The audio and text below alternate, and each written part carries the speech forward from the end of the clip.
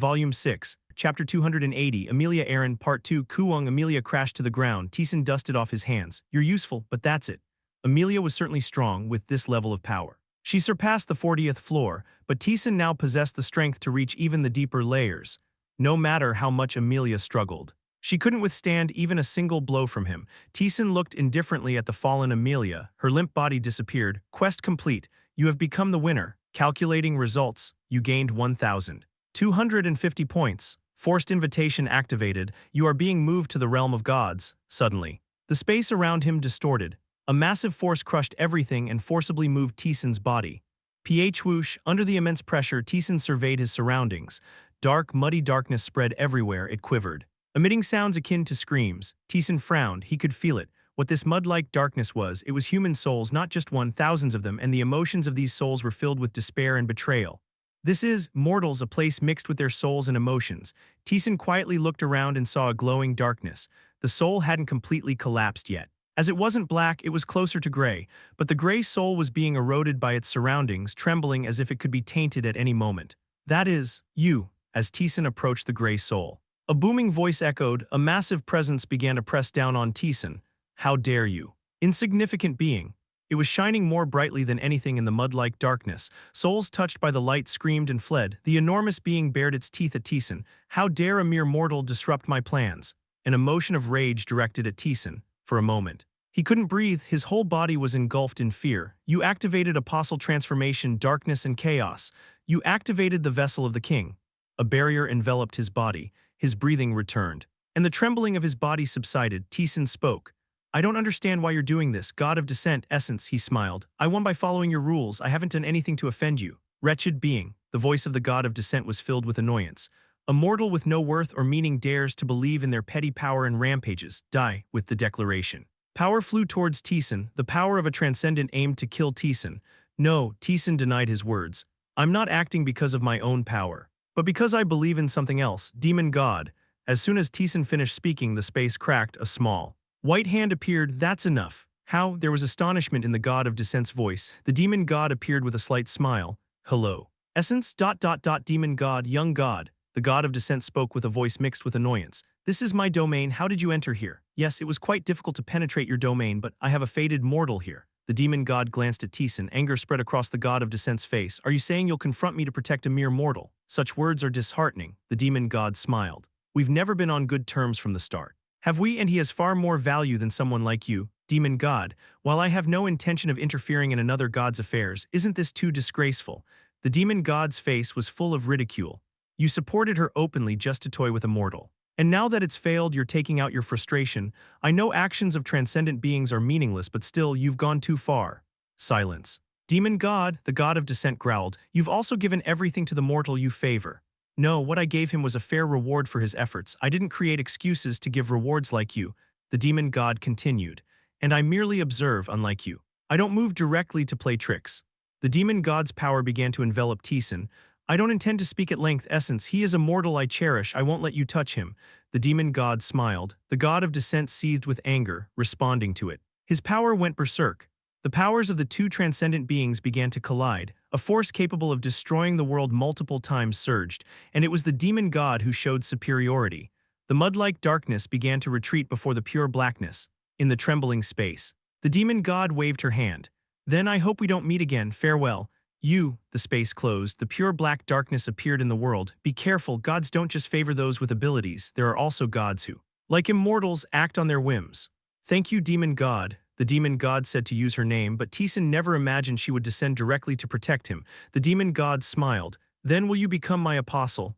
No. I won't, Taesan cut her off sharply. The demon god seemed to ignore his words, not taking it seriously. I just moved first, even without me. There are many gods who would have stopped him. There were not only a few gods who favored Taesan, they would have moved to block the God of Descent.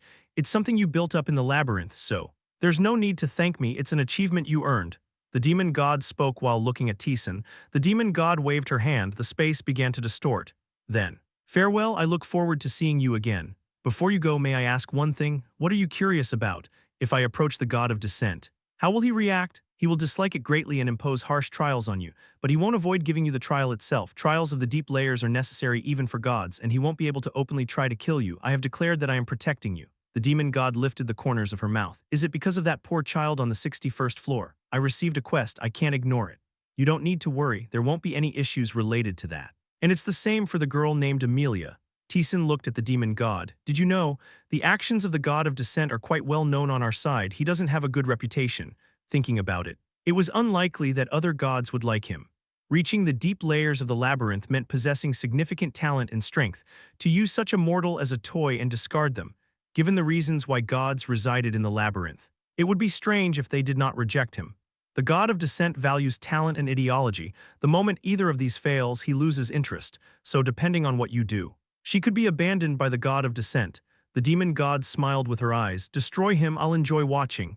Thank you, as the space mixed. Taesan's feet touched solid ground. He also heard the surrounding noise. Looking around, he saw countless people gathered together. No, that's not it. Of course, they must be desperate to survive, but so are we with so many people. What's the point? Oliver making excuses and Kim Hweon criticizing him. Came into view. Not only her but other countries also looked unfavorably at the American player. America openly joined forces to eliminate players from other countries to secure their victory. It was a situation where a fight could break out at any moment. I'm sorry. Oliver raised his hands and apologized, quietly listening. Lee Taeyeon spoke. Where is Taesan? Where did Taesan go? Her voice was devoid of emotion at her ice-cold tone. Oliver hesitated. Well, we don't know. A sudden surge of energy emanated from Lee Taeyeon. Startled, Oliver waved his hands frantically.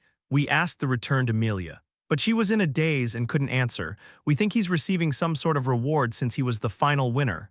So, you don't know despite causing such trouble. Lee Taeyeon tightened her grip on her sword. Oliver's face turned pale. What's happening? Huh? Lee Taeyeon turned her head in surprise, seeing Taesan.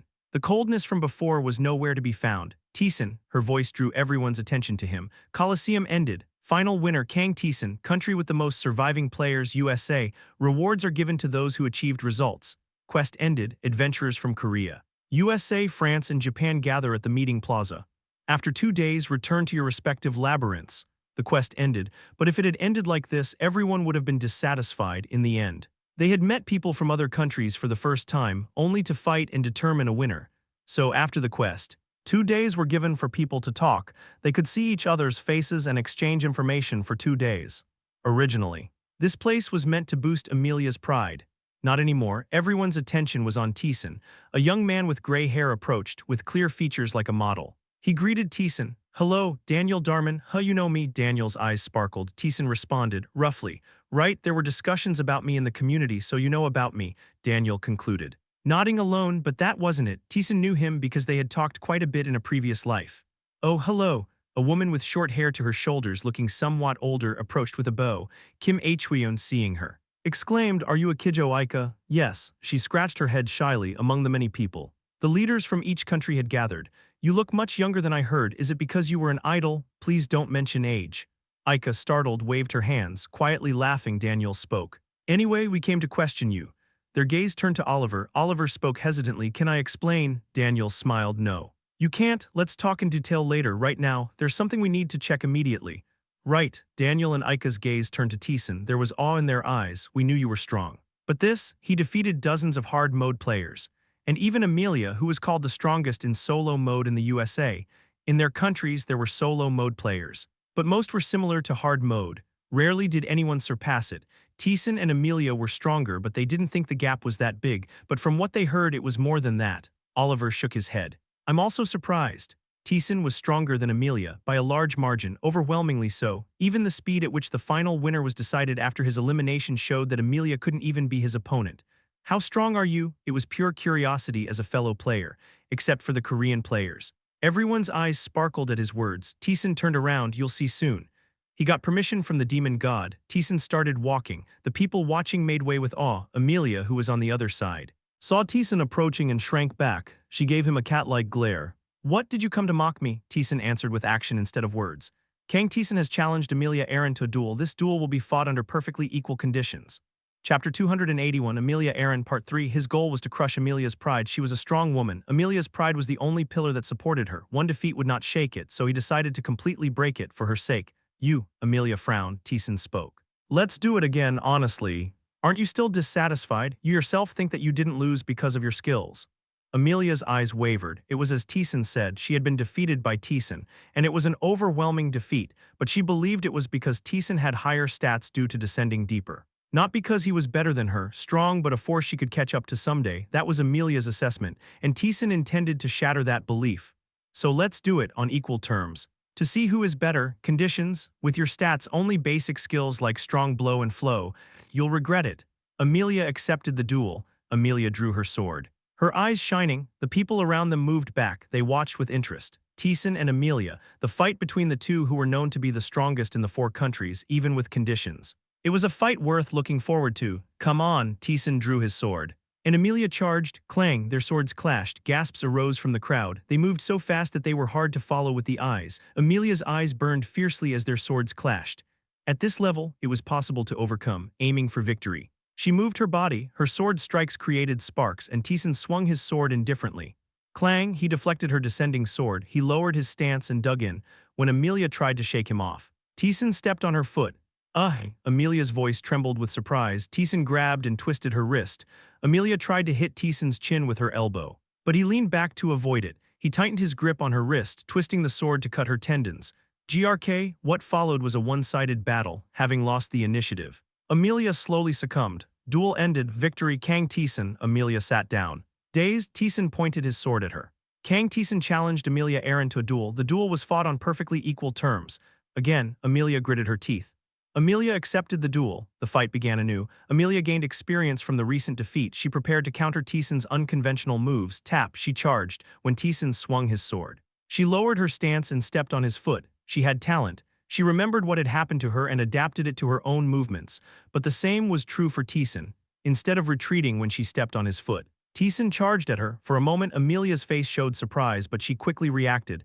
Clang, their swords clashed. Taesan moved his free foot to trip Amelia, thinking she had restrained his movements. Amelia lost her balance. Her sword strikes became unsteady. She barely managed to regain her stance, but it was too late.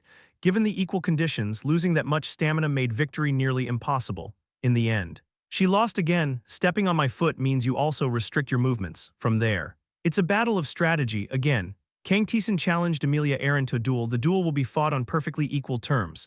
Amelia gripped her sword roughly. Their swords clashed this time. Amelia focused on using skills. She used flow and acceleration to press Taesan, but it was the wrong judgment. There was no one who could surpass Taesan in the utilization of skills. She lost. She had focused too much on skills and failed to notice Taesan's movements. Again, Kang Taesan spoke indifferently. Amelia grabbed her sword again. Her hand was trembling slightly. She lost again. Why? Because you're weak again.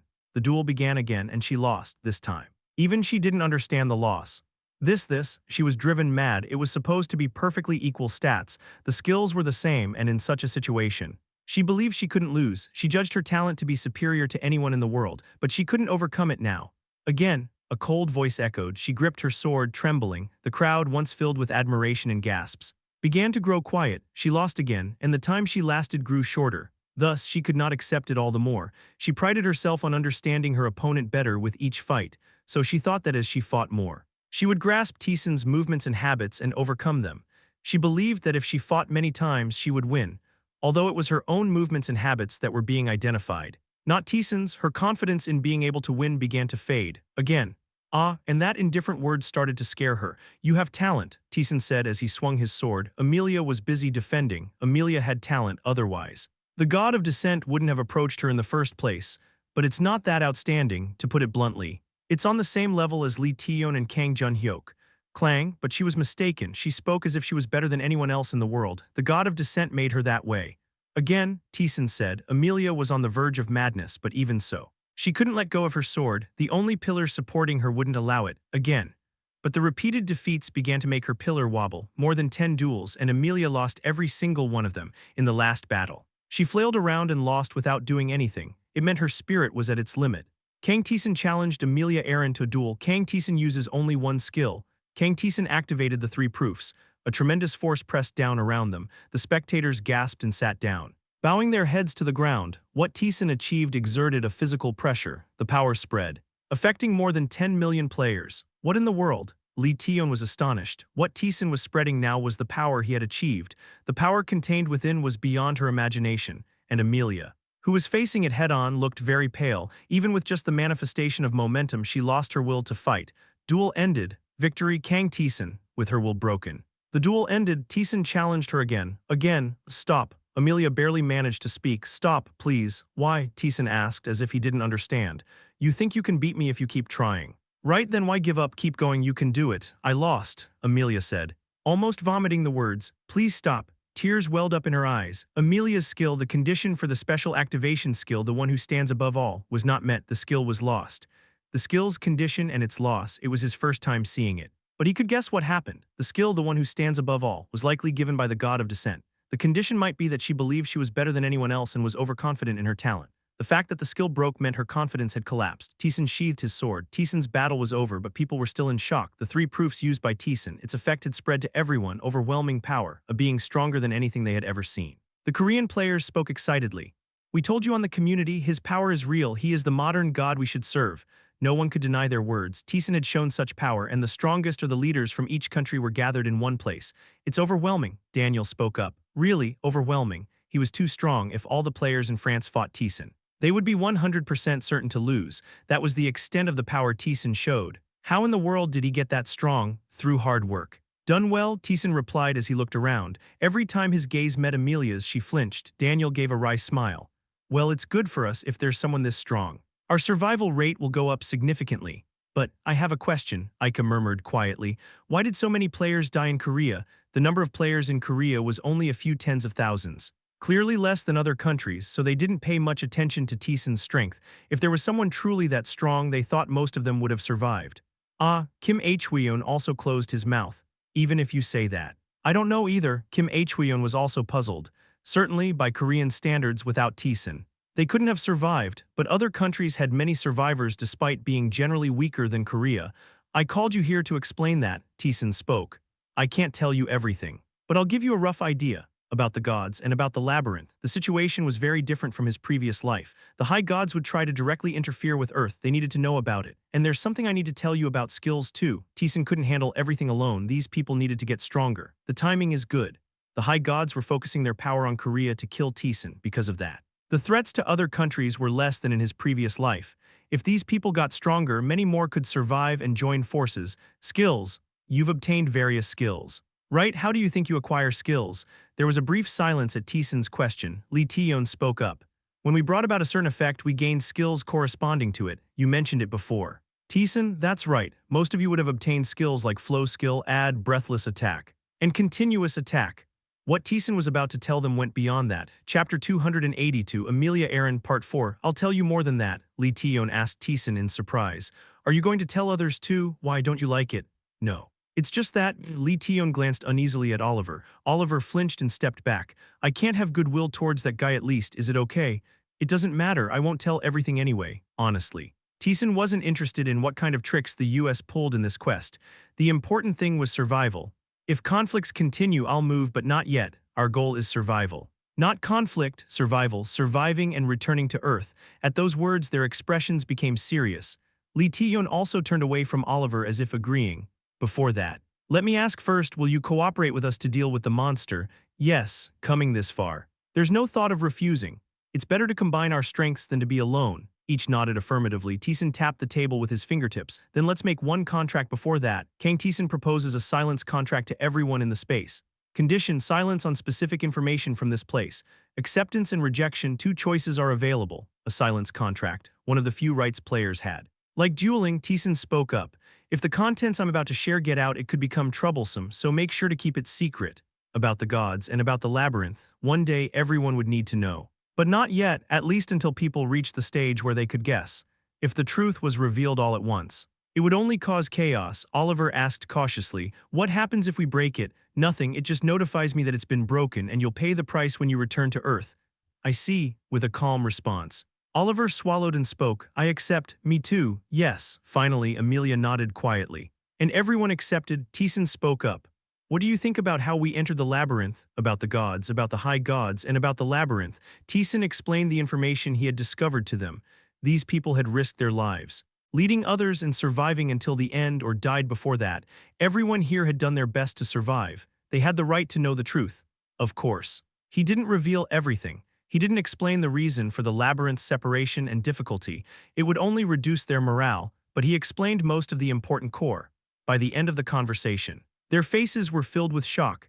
I had vaguely guessed, Daniel spoke with trembling eyes. Really, there was the involvement of gods, the sudden destruction of the world, and the labyrinth. If it happened by coincidence without the interference of transcendental beings, that would be scarier. Amelia had talked about gods, so I knew there was something like that. I thought it was only related to solo mode and didn't pay much attention, but it is directly related to us. Oliver murmured quietly. Everyone was in shock, for Lee Taeyeon and Kang Junhyuk, who had already experienced the trials of gods in solo mode. The shock was relatively less. But it wasn't absent. They also didn't know that Earth was being invaded by high gods.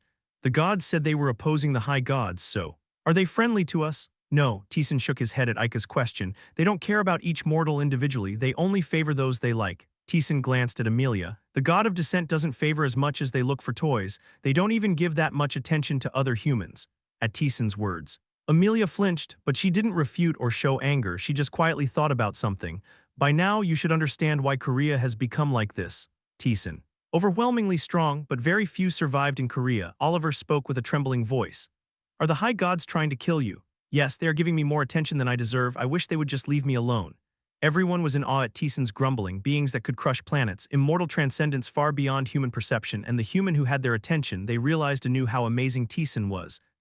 We definitely can't spread this. Kim Hweon spoke with a sigh. It was too big a secret. If revealed now, uncontrollable chaos would ensue. Anyway, it's best to prepare. The quests on Earth have expanded from countries to the world. And now the high gods will also be interested worldwide. Everyone nodded with determined faces. Taesan clapped his hands. The information that can't be shared ends here, now. I'll share information that can be spread freely. It's about skills. The heavy atmosphere dissipated. Everyone eagerly awaited Taesan's words with bright eyes. No one underestimated the importance of skills. Survival chances vary greatly depending on the skills one has. Taesan, the strongest player on Earth. It was important to memorize every word he said about skills. Taesan began his explanation. Unyielding will, counter, vital point attack, breathless attack, continuous attack, mitigation, etc. He first explained skills that anyone could acquire with effort. Those who already had them but didn't know how to acquire them marveled. And those who hadn't obtained them eagerly absorbed the information. Breathless. It sounds really good. How long do you have to endure? Until just before you die. Just because he explained it didn't mean everyone could understand it. Anyone could acquire it with effort. But that effort was not easy. However, if it was shared with all players, some would obtain it, seeing them. Others would think they could get it too and would challenge themselves. People would gradually become stronger that way. That was what Taesan wanted. It seems difficult, but it's worth the effort. How did you find all this out? I'm curious too. You told us right after we first entered the labyrinth. Right after entering, Amelia muttered quietly. Her voice was so low that no one but Taesan heard her. Taesan ignored her and continued. Next is leap and landing. The effect is that you can jump high and take no damage from any fall. No matter how high, how do you obtain it? You need to land on the ground from a height that would normally be fatal. Everyone fell silent. Taesan spoke. That's all for skills that anyone can obtain. Oliver was taken aback by Taesan's words. Anyone can obtain them. It sounds like only a few people could get these. Anyone can get them, as long as they put in the effort. From here on, the skills were ones that couldn't be easily obtained. Taesan made a gesture. Then Lee Taeyeon, Kang Junhyuk, and Amelia. Me too? Yes, Taesan nodded. Everyone else. Please leave. The skills I'm going to talk about now are not for everyone. Originally, he had considered sharing skills like attack nullification and endurance. What Taesan wanted was not the strength of an individual, but the survival of as many people as possible. There was no reason to hoard skills, but he didn't trust individual humans completely. Skills like forced duel and absolute judgment could cause significant trouble if learned by someone with a malicious disposition. Taesan remembered when he returned to Earth. There were those who tried to satisfy their desires by killing other players. Of course, it was almost impossible for them to obtain these skills. Even in his previous life, he had shared this information with everyone through the community. But only Lee Taeyeon had obtained them, just one person, and even she had only obtained addition and sure hit, but there was always a possibility. There was no reason to leave room for potential trouble. Moreover, considering the conditions for obtaining these skills, many might die trying to get them. The harm of sharing them outweighed the benefits. Besides, unlike in his previous life, quite a few solo mode players were still alive. If they learned skills like endurance and then encountered the guides, what would happen, at the very least? It wouldn't be a good outcome.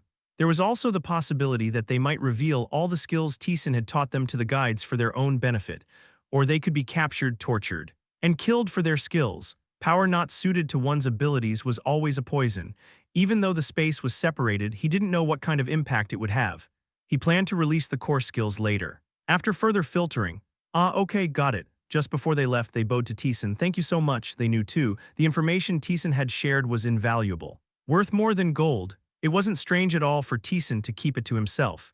He had given it to all of them without any compensation. They all knew how tremendous the opportunity was. Regardless of the conditions to obtain it, Taesan replied, if you're grateful, survive to the end. That's the only way you can repay me.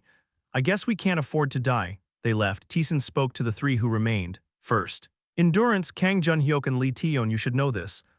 Yes. We know it, but we couldn't get it. Both spoke reluctantly. Taesan addressed Amelia. The effect is immunity to all damage for a certain period when you receive a fatal blow. There really is such a skill that gave you a chance when you were about to die. It was incredibly valuable. Taesan replied, you need to perfectly block multiple fatal attacks without taking any damage. What? And next is attack nullification. The effect is that it erases the attack itself at the moment it hits. To obtain it, you must avoid all damage in a situation where you're guaranteed to take damage. Without wearing any armor, can you use defensive skills? No, you must purely avoid the damage through movement. The only allowable aid is the powder of blessing that increases luck. You had to respond to an attack. Deflect it as much as possible through movement, and nullify the reduced damage entirely using the powder of blessing. With a protective shield, it wouldn't be difficult, but that was a trick only Taesan could use. Having passed the enhanced trials, these people couldn't. The ghost, listening quietly, grumbled. They're unbelievably lucky. There are countless people who would give everything for just one of these skills you're talking about, and they're getting it for free. The skills of the labyrinth were absolute. Nullification could erase any attack, no matter how strong the opponent. And forced duel was something even the Spirit King couldn't interfere with. If he told the guide leaders about attack nullification, they would literally give up everything to get it. The skills Taesan was talking about were that valuable. Getting them for free was certainly a once-in-a-lifetime opportunity. I've heard this before. But aren't these skills impossible to obtain? Is it really possible to get them? No matter how I hear it, it sounds impossible. Kang Jun-hyuk and Lee Taeyeon looked confused. They trusted Taesan. But the conditions he mentioned sounded absurd. Amelia was the only one staring at Taesan with a shocked expression. A fire began to burn in her eyes. Taesan, noticing this, spoke up. I'm not forcing you to learn, but keep the conditions in mind. The difference between knowing and not knowing the conditions is significant. Taesan continued his explanation. Addition, absolute judgment, forced duel. Sure hit, each one was as valuable as a main skill. He shared this information. My head hurts. Lee Taeyeon held her head, trying to memorize the information. Amelia looked at Taesan with a shaken gaze. Lastly, the blade of determination. Its effect is tripling the damage. Cooldown is 1 hour. That sounds unbelievable. To obtain it, you must fight to the death against an unbeatable opponent and survive. Lee Taeyeon was startled by the condition. Then shouldn't Jun-hyuk and I have met the condition? We fought Taesan. Did you get it? No, Jun-hyuk. I didn't get it either. Taesan looked at Amelia. Amelia, I didn't get it either, she said quietly, after thinking about the conditions for a moment. Taesan spoke. That wasn't a proper battle. In the trial of the God of Descent, they didn't die but became incapacitated, since the premise of risking their lives was broken. It was natural they didn't get it. Then when we fought to get the ability sword, you weren't fighting to win then. Lee Taeyeon muttered blankly. Getting these skills is really hard. Did you think it would be easy? But as long as you know the conditions, you'll have a chance to get them as you go down the labyrinth. Taesan stood up. That's all I have to tell you. The rest you can discuss among yourselves. Amelia, come with me. I have something to tell you. Chapter 283, Amelia Aaron, Part 5. People's gazes were drawn to Taesan and Amelia. Their eyes held various emotions: admiration, curiosity, and doubt. This spot should do. Taesan, who had reached the outskirts, unleashed his power. You have activated the inner world. Taesan's power and aura expanded into a domain. The people who had been watching from afar with curious eyes were startled by the sudden appearance of the ashen domain. This is my domain, although it's my first time using it. No one outside can see or hear us. Taesan leaned his back against the ashen wall. You must have guessed by now, the presence of the god that supported you is gone. Amelia bit her lip just as Taesan said. She could no longer feel the presence of the immense being that always descended upon her. It meant that the god of descent had left her. She barely opened her mouth. Amelia had always considered herself the strongest, and the god of descent had been supporting such a self-assured person, but she was not the strongest, and so the god who had always watched over her also disappeared. Everything she believed in had been shattered by Taesan. Amelia had now been abandoned by the god. What will you do? Taesan asked her. You have become weak. The god of descent had turned away. Of course. The guides of sin would not touch her. They were cowards who wouldn't dare harm Amelia, not knowing when the god might show interest in her again. But the god's protection was gone. The skills bestowed by the god of descent also vanished, and she could no longer receive assistance while descending into the labyrinth. Descending the labyrinth as she had before was now impossible.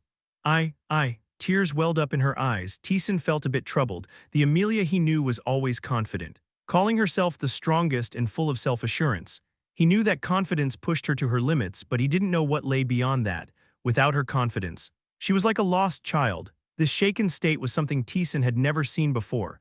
Breaking her confidence was necessary. Only then would the god of descent lose interest, allowing Amelia to properly descend the labyrinth. But how to lift her up from this state, as Taesan pondered. A ghost approached him. How about trying this? The ghost whispered to Taesan. He frowned slightly. Will that work? You've got nothing to lose. Give it a try. HMPH. Amelia, mentally disturbed, didn't hear Taesan and the ghost's conversation. Eventually, Taesan made a decision. Amelia. Yes, she looked at Taesan with teary eyes and he drew his sword. Reflexively. Amelia moved as Taesan charged at her. Clang, she swung her sword, deflecting his strike and pushing his shoulder away. Despite being mentally cornered, Amelia responded to Taesan's movements. She twisted her body, deflecting the impact and counterattacking Taesan with her sword. Clang, their swords clashed and bounced off each other. Amelia, having gained some distance, looked at Taesan with cold eyes. What are you doing all of a sudden? You blocked my attack. Taesan sheathed his sword, even when mentally cornered. You easily blocked an attack that Lee Taeyeon and Kang Junhyuk would struggle with. It wasn't his full power, but it wasn't a casual strike either, though it was an attack Amelia could block. He intended to pierce through if she responded carelessly. You have talent. HMPH, Amelia's eyes wavered. You're not as strong as I am, but you're the second strongest, even without the god of descent's help. You have the power to clear the labyrinth. Taesan spoke with certainty. I guarantee it, you are strong. Really? She asked back. Taesan nodded. I don't lie. Her eyes, once dark and lifeless, began to shine. Confidence returned to her face as if they were meeting for the first time.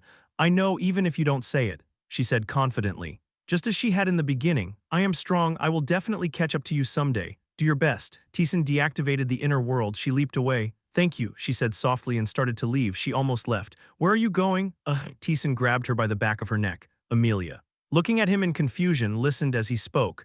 I still have something to teach you. You haven't properly learned swordsmanship, have you? No. I haven't. Then this is perfect. Draw your sword. Taesan let go of her and drew his sword. Amelia's face turned pale after clashing swords for a while. She learned the ability sword. Only then did Taesan release her. She trudged away through the crowd. The ability sword, a swordsmanship technique that could reach the highest levels. With that, Amelia, who had lost the god of descent's interest, would have her power greatly supplemented. She might even become stronger than before. Taesan knew Amelia well, confident and believing herself to be the strongest. She was fundamentally a good person. She always acted to save people's lives. That's why he taught her many skills and showed her the ability sword. By the way, it was true. The ghost's words to Taesan were simple. Attack Amelia moderately and acknowledge her talent. At first, he wondered if that would be enough. But Amelia noticeably changed. I know a type like that, someone with talent but unsure of themselves. They always try to prove their worth through the reactions of those around them. The ghost continued. The god of descent must have filled her with confidence. An overwhelming entity like a god acknowledged her. When you shattered that and the god's interest disappeared, she broke down. In other words, for someone like her, the one who shatters their confidence holds a significant place. So she gets elated or depressed by my words. Something like that, to that woman. You must be close to an absolute being. You acknowledged her. It's no wonder her shattered confidence was restored. You know well. I told you. I know someone like that, the ghost spoke gloomily. She was pushed into the labyrinth by others. She seemed very fragile and insecure. Because we shared noble blood, I felt a kinship and helped her a lot, boosting her confidence. Who was the ghost talking about? It wasn't hard to guess. Sasayat, a woman who inherited the Cursed Kingdom's bloodline, the Ashen Lady Sasayat Garudensha. She had a special relationship with the ghost, a guide of sin in the labyrinth, and then eventually betrayed him. I believed I had a good relationship with her, but I guess it wasn't the case. I want to hear why she betrayed me, and it's almost time. The ghost's voice was filled with lingering emotions. Oh, but you don't have to worry about that woman, although their dispositions are similar. I think they're different in fundamental ways. She will grow and become a great help to you. Indeed, Taesan had told her there was not much difference between her, Lee Taeyeon, and Kang Junhyuk to break her confidence. But that wasn't true. Her skills were certainly above Kang Junhyuk and Lee Taeyeon. She truly had the talent to become the second strongest after Taesan. He had given her the stepping stone for growth. The rest was up to her. Taesan moved. Taesan had his own tasks. The demon god had given him the qualification to learn black magic. He had tried to teach black magic to players from other countries. But it was impossible. Every time he tried to impart dark energy, A massive force blocked it. Taesan could easily guess the reason. This place was a space created by the god of descent. It was his domain, probably because the demon god had interfered. There were such hindrances, how petty. It wasn't a crucial matter, so it didn't bother him much. He could teach them directly when they met later. Taesan approached the leaders of various countries who had gathered. Oh. Taesan, Kim Hweon greeted Taesan. Taesan asked, "Have you chosen a representative?" Each country trusted their leader and followed their commands, but when united, a representative to oversee everything was necessary. Kim Hweon nodded. "Yes. I've decided to do it." Taesan was slightly surprised by her answer. Yes, is there something strange about that?" "Not really." In his previous life, Oliver had been the representative. Taesan had thought it would be Oliver again this time. On second thought, it makes sense. In the previous God of Descent's trial, Amelia had dominated alone. Oliver had played the role of a stopper, preventing her from going wild. With Oliver being worn out from managing Amelia, the leaders of other countries had willingly handed over the representative position to him, but not this time. Amelia was in the background. And with special rules added, Oliver had proactively united the American players. There was strong resentment against America overall. If Oliver became the representative, many would have objected. Thus, it was logical for Kim Hweon, the leader of Korea, where the strongest Taesan was, to become the representative. "Oliver, you know, right? Next time we return, America will have to do a lot." It's our fault. "So there's nothing to say, we'll try our best." Many things had changed from the previous life. There would be even greater changes ahead. Taesan intended to make that happen. One day left. During that time, Taesan trained Lee Taeyeon and Kang Junhyuk.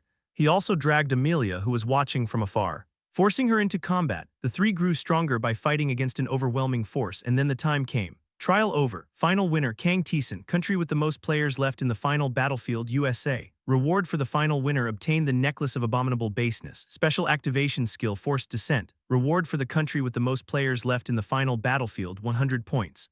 Obtain 2410 points. Obtain the necklace of abominable baseness. Obtain special activation skill, forced descent, returning to the labyrinth. "You're back," Veldentia welcomed Taesan. "This is fascinating. You disappeared from the labyrinth entirely. Where did you go?" "I cleared a god's trial." "A god's trial?" Veldentia looked at Taesan with curious eyes. "You didn't encounter an altar or a domain. Yet you cleared a god's trial here. Which god's trial?" "The god of descent. It was Essence's trial." Veldentia's face stiffened at Taesan's answer. Taesan spoke to him. "In the process of clearing his trial, I found what seemed to be the princess's soul." Chapter 2, 8461 Floor, Part 1. "Did you say you found the princess's soul?" Veldentia spoke in a trembling voice. Taesan shook his head. "I'm not sure if it's exactly the princess. I entered the realm of the god of descent, a place where the souls of suffering mortals gather. Only tormented souls existed there, hundreds of souls. They were all souls that had been betrayed after expecting something from the god of descent. Most of them seemed to have completely lost their identities and were blackened. But one soul was still gray, despite being corroded by the surroundings. It seemed to still retain its identity." Veldentia's eyes widened. "I don't know if it's the princess you're looking for, but if the god of descent hasn't interfered with mortals since the princess, it's likely that the princess was captured by the god of descent relatively recently." "Ha ha ha ha," Veldentia laughed. His eyes were full of hope and expectation. "Yes, that's probably it, as far as I know. The god of descent hasn't shown himself since the princess." "How do you know that?" "Because since I've been here, no adventurer chosen by the god of descent has come here." Veldentia stood up. Unable to contain his emotions, he wept and sobbed. "Oh, princess, even while being consumed by a transcendent being, you haven't lost yourself. Please wait a little longer. I will move to save you." Taesan waited for him to calm down. After 30 minutes, Veldentia finally calmed down and scratched his head with an embarrassed look. "Sorry, I got a little excited." "It's all right." Veldentia had been trapped in the labyrinth for hundreds of years, solely to save the princess. It was unknown if it would be possible even after hundreds of years. Considering the purpose of opposing a god, it might take thousands of years, and if so much time passed, there was a high possibility that the princess would be completely destroyed. Veldentia had probably given up deep inside while hoping for the princess's salvation. But now, he saw hope. He confirmed that the princess hadn't lost her identity yet. It was something to be very happy about, but it seems her body has already been lost. "I knew that. To a god, a mortal body is worthless. So they probably separated the soul. It's all right, I've prepared for that." Veldentia grinned. "Have you tried using the music box?" "No, I was right in front of the god, so I didn't have the chance." "Then it can't be helped. You faced the god directly and came back in one piece." Veldentia looked at Taesan with eyes filled with awe. He soon grinned. "All right, I'll look forward to it. You have cleared the 61st floor. You obtained the Emperor's Ring. Secret room reward. You obtain the Staff of the Lazy Mortal. You obtain the... It seemed the secret room reward was automatically given when clearing the 61st floor. Veldentia stepped aside. Take your time to check. Thank you. Taesan sat down and checked the rewards he obtained. This was the 61st floor. The rewards had changed to a higher level. Emperor's Ring, health plus 1000, mana plus 200, attack power plus 80, defense plus 80. A ring used by the Emperor who ruled over all continents. No one could oppose him. And everyone knelt before him, until the immortal broke the world. The Emperor was truly an absolute being. Oh-ho, Taesan's lips curled into a smile. It wasn't a secret reward or a quest reward, despite being just a floor-clear reward. It had excellent performance. It was equipment worth looking forward to. Staff of the Lazy Mortal, magic plus 200, mana plus 1000. 200, intelligence plus 500. The staff of a lazy and idle mortal, though he had the talent to become a transcendent if he trained his whole life. He chose to die as a mortal. A magic stat of 200, it also had 1200 mana. It was an unimaginable staff, considering Taesan's combat style. He didn't have much use for a staff. It would make a good offering for mid-level magic if dedicated to the god of magic. If the staff is this good, what about the sword? Taesan soon found out. You obtained the sword of the best in the world. Sword of the best in the world. Attack power plus 250. Supreme above all, the sword of a swordsman that no one could surpass. The effect was very simple. The description was also simple. But it was a very powerful weapon, an attack power of 250. It was 100 points higher than the weapon he was currently using. Nice. Taesan swung the weapon to get a feel for its balance. After a few swings, he got a rough sense of it. Although the 61st floor rewards ended here, there was still more to check. The God of Descent, the points and a piece of equipment obtained by clearing that trial, and a skill. It was probably prepared by the God of Descent for Amelia. But now it belonged to Taesan. Necklace of abominable baseness, strength plus 100, agility plus 100, intelligence plus 100. In battle. Continuously reduces all the opponent's stats by a certain percentage. Those at the bottom would rather pull others down than climb up themselves. As expected from the God of Descent. It was quite a unique piece of equipment. Taesan wore the necklace and handed a sword to Veldentia. May I spar with you for a moment? I can't give you any more rewards. I know, I just need to check the equipment effect. Alright, considering what you've done. That's the least I can do. Veldentia waved his hand. Taesan kicked the ground. Avoiding the flying magic, he swung his sword at Veldentia, having experienced absolute judgment. Veldentia chose to evade instead of blocking, and as the battle continued, Veldentia's expression grew puzzled. His movements gradually yet noticeably slowed down. The speed at which he cast spells also decreased slightly, though it was hardly noticeable. Is this equipment that curses the opponent? It seems so. By how much did your stats decrease? Hold on. Veldentia made a gesture as if opening a status window, looking into the air. He spoke about 5%, I see. Taesan sheathed his sword. If that was the case, it was quite a decent piece of equipment. The opponents Taesan would face next were the Guides of Sin, their upper echelon. The deeper he went, the closer their stats would be to his. Or even higher, reducing an opponent's stats by 5% would definitely have significant meaning in such battles. Special activation skill Forced Descent. Mana cost 20, proficiency 1%, reduces the opponent's stats by a certain percentage for a set duration. A simple description, it was easy to understand. Taesan asked for Veldentia's permission and activated the skill. You have activated Forced Descent. Ooh, Veldentia groaned. He swung his arm and spoke. My stats have definitely dropped. This level of impact would certainly be significant in combat. Good. It was a skill that could be activated at the start of a battle. Both the equipment and the skill were focused on weakening the opponent rather than strengthening oneself. Veldentia looked a bit reluctant. For someone who opposed the God of Descent, using a skill given by the God of Descent must have felt unpleasant. However, since it was a power Taesan obtained, he didn't interfere. Then, it was time to use the points, 20 for 10 points, quite a large amount. The first place to use them was already decided. Special passive skill Double Casting, proficiency 1% when using powers that consume mana. Magi or other energies, you can use two skills simultaneously. However, the implementation speed of the powers significantly slows down. He immediately consumed the points. As the proficiency approached 50%, the point consumption increased exponentially. Only then did Taesan stop increasing the proficiency. Special passive skill Double Casting, proficiency 49% when using powers that consume mana magi or other energies. You can use two skills simultaneously. The implementation speed of the powers has significantly increased. You have activated Frozen World. You have activated Starlight Arrow. Two spells were implemented simultaneously. Ice surged, and an arrow of light formed in Taesan's hand. Veldentia, watching, opened his mouth in surprise. Simultaneous casting of spells, could it be double casting? Veldentia was a wizard who had descended to the deep layers. Naturally, He possessed double casting, therefore he was even more astonished. Double casting was something that even wizards who delved deeply into magic could barely acquire, and even if they did, it held little value until they increased its proficiency. But once a certain level was reached, it became extremely valuable. Being able to implement more than 2 spells simultaneously was a crucial power needed in the deep layers where one had to respond to various situations. And now, Taesan's double casting proficiency had increased to the point where casting speed was significantly faster. It was practical enough for real combat. Taesan was satisfied and smiled, even when he cast 2 spells simultaneously. There was no significant difference in speed compared to when he cast one. Then how about this? Taesan simultaneously used both Magi and Mana. You have activated Frozen World. You have activated Naberius Golden Sword. Frozen World was activated. A golden sword was summoned through the created portal and swung. A golden diagonal line was drawn in the labyrinth to properly handle black magic. A portal needed to be opened with magic. Creating the portal took a considerable amount of time, so he had to create an opportunity to use it. But now, thanks to double casting, he could create that opportunity as he wished. The utilization of black magic had become much more convenient. The results were better than expected. Now, the issue was how to use the remaining points. There was nothing particularly appealing. Most of the skills he could upgrade had already reached a certain level, and further upgrades consumed too many points. Reducing efficiency, Taesan spent the remaining points on various miscellaneous skills. Thanks to that, several skills reached just before the level where their content would change, and leap and landing reached 20%. Changing their content, special activation skill leap.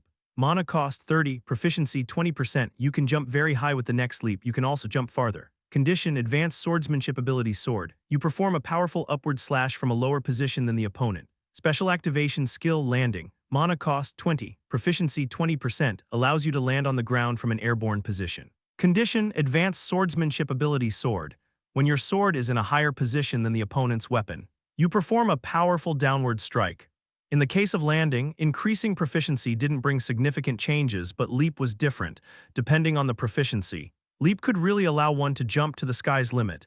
Landing also gained meaning in increasing proficiency thanks to the effect of ability sword.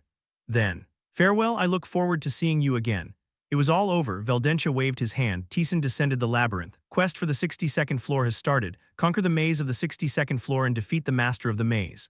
Reward Athena's Crimson Bracelet. Secret Reward, Chapter 285 61 Floor, Part 2, Kang Taesan's Solo. How is it going, Oliver Kahn? Hard. Everyone is trying, but it's not easy. After Taesan informed the leaders of each country about the skills, they spread the word to the players on how to acquire them. Skills such as the breathless attack, which allowed movements ignoring breath for a short time during combat, and unyielding will, which allowed one to continue fighting even after getting injured, were among them. Each skill held great value, and many players strive to obtain them, but it wasn't easy. Ikijo Ika hard, we have barely learned anything. Oliver Kahn hard, same here, there are rumors of a few people obtaining them. But it's a rare feat, the prestige of America is no joke, as expected. Taesan looked at the community without much expression. Even the breathless attack was obtained by only a handful, no matter how many death-defying experiences they had gone through. Choosing death was a completely different matter. Amelia Aaron Solo, I learned it, Amelia chimed in. Taesan chuckled. Kang Taesan Solo, really that's quick as expected of Amelia. Amelia Aaron Solo, shut up, a short message. But it carried undeniable emotions. Taesan was beginning to understand how to deal with Amelia. Kang Taesan Solo, it's good to descend the labyrinth quickly, but it's more important to understand it thoroughly once you descend. You can't obtain what's only available there, get everything you can before descending. Amelia Aaron Solo, got it, thanks, Kang Junhyuk Solo. Hyung, I have a question. Does the skill you mentioned include one that transforms with the ability sword? Kang Taesan Solo, yes, leap and landing transformations are included. Taesan shared information while Lee Taeyeon also joined in, gathering details about solo mode and skills from Taesan. As the conversation wound down, Amelia, who had been listening quietly, asked Amelia Aaron Solo, how far have you descended? Kang Taesan Solo, floor 62. Amelia Aaron Solo, have you almost reached the depths? Kang Junhyuk Solo, wow, Lee Taeyeon Solo, that's unbelievable.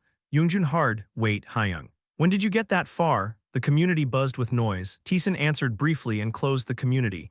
By the way, there seems to be a bit of a problem with the speed. Taesan was too fast at this rate. He could clear the labyrinth by the time Lee Taeyeon reached the depths. It was an unnecessary worry for now. No one knew how long it would take in the depths, but it seemed wise to prepare in advance. Taesan moved his feet. As he passed through a narrow path blocked by walls on both sides, he saw multiple branching paths, as expected. The 60th floors are unique. The quest on the 62nd floor was different from other floors. There was a sentence to conquer the maze and defeat its master, and it was true. The 62nd floor was a maze. You have activated labyrinth territory detection. Magic flowed through the narrow paths, providing Taesan with information about the maze. Multiple branching paths, which further split into dozens and then hundreds of paths. Taesan checked the blocked paths and moved forward. He had been conquering the maze for 2 days. It's ridiculously vast. It wasn't a slow pace.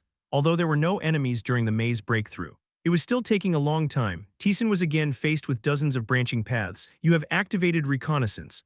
Blocked path, possibly blocked path, unblocked path, blocked path. The maze wasn't revealing all its information through reconnaissance alone, so he combined it with labyrinth territory detection to find the way. Reconnaissance proficiency increased by 1%. Labyrinth territory detection proficiency increased by 1%. Not bad.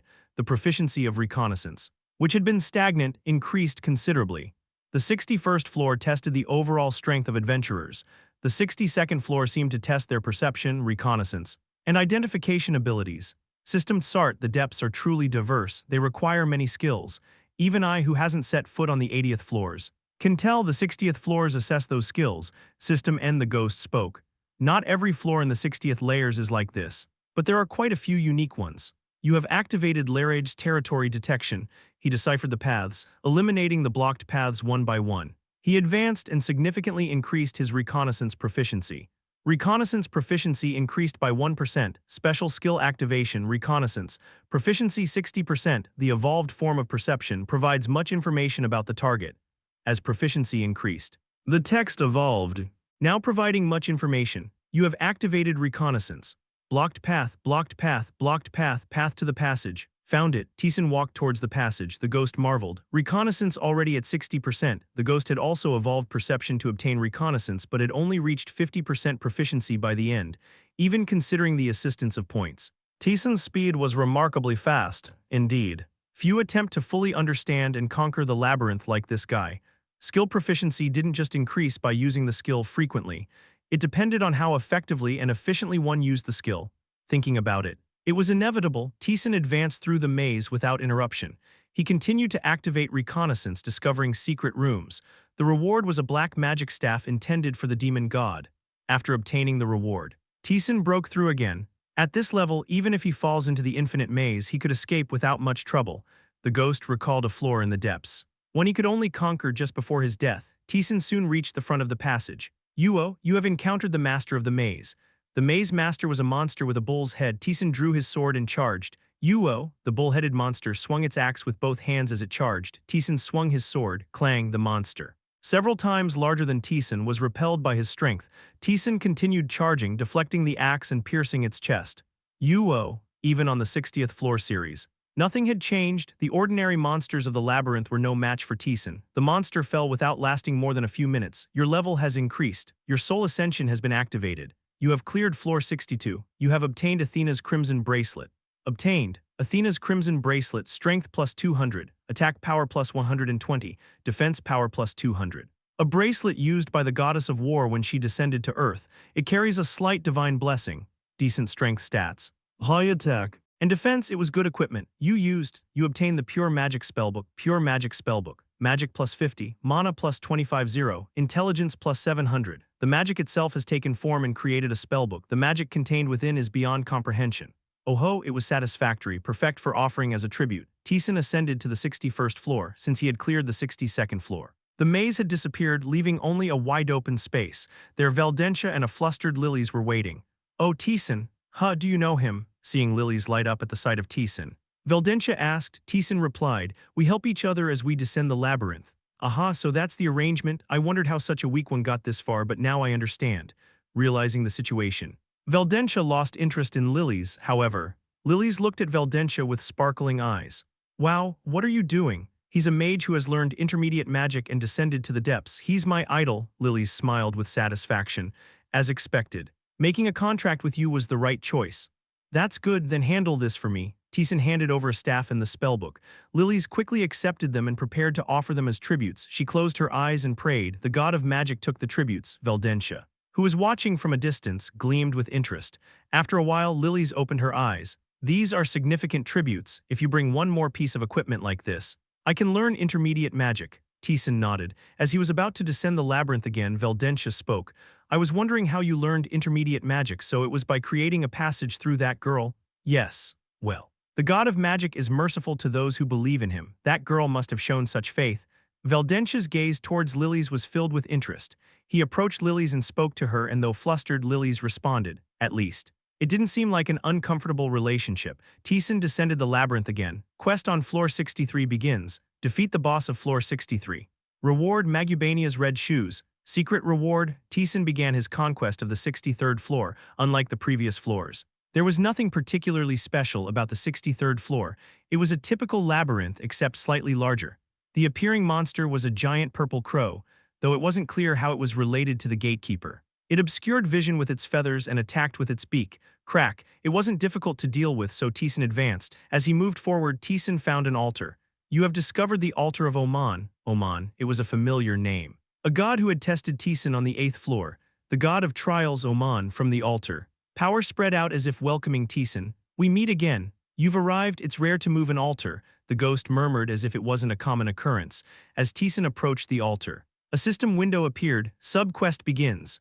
Oman wants to test you who has come to his altar. If you accept, trials will come your way, overcome them. And rewards will follow. Reward determined by Oman based on your performance. A familiar system, Taesan nodded. Sub-quest begins. Oman prepares for your challenge, feeling the descent of immense power. Taesan pondered, what will it be this time? Oman was the god of trials. The trial he had given when they met was to test his strength to a certain level. Taesan prepared. Expecting something similar this time, boom, the labyrinth is undergoing transformation. A great will overturns the labyrinth. Boom, the labyrinth trembled. Taesan lowered his stance. It shook like an earthquake. Taesan narrowed his eyes. The labyrinth was turning over. A massive force began to twist everything, rumble like a collapsing building. Everything broke and crumbled. Taesan lowered his stance even more to maintain his balance. Rumble, finally the commotion subsided and Taesan lifted his head. The scenery of the labyrinth had changed. The bricks had disappeared, leaving only a space filled with sticky black mucus. The floor was also covered with mucus. Taesan strengthened his footing. Squish. The mucus made an unpleasant sound and repelled Taesan's foot with strong recoil. It's going to be hard to move. Taesan took a deep breath. The air had also changed. The damp air was pressing down on him. It's definitely different. He had experienced changes in the labyrinth before during the trials of Balthazar, the god of victory, but Balthazar's trial was about changing the structure of the labyrinth floor. The floor itself remained the same. This was different. This wasn't the 63rd floor. Oh, no way, the ghost trailed off. His voice filled with disbelief. I didn't expect him to bring something like this. Where are we? Taesan pressed against the wall. The mucus quivered, seeing the movement. Taesan muttered, it seems like the inside of a living being. Correct. What? I've heard of this. I've never seen it myself. But it remains in my memory. I heard it disappeared. Where is this? The previous foundational layer. Taesan paused. The ghost let out a hollow laugh. Bringing something like this as expected of a god. Explain in detail. It's exactly as it sounds. You know I was conquering the depths. Right from the depths, each floor is distinct and clearly distinguishable. It's definite. The ghost spoke with conviction. This is the previous foundational layer. It's the depths.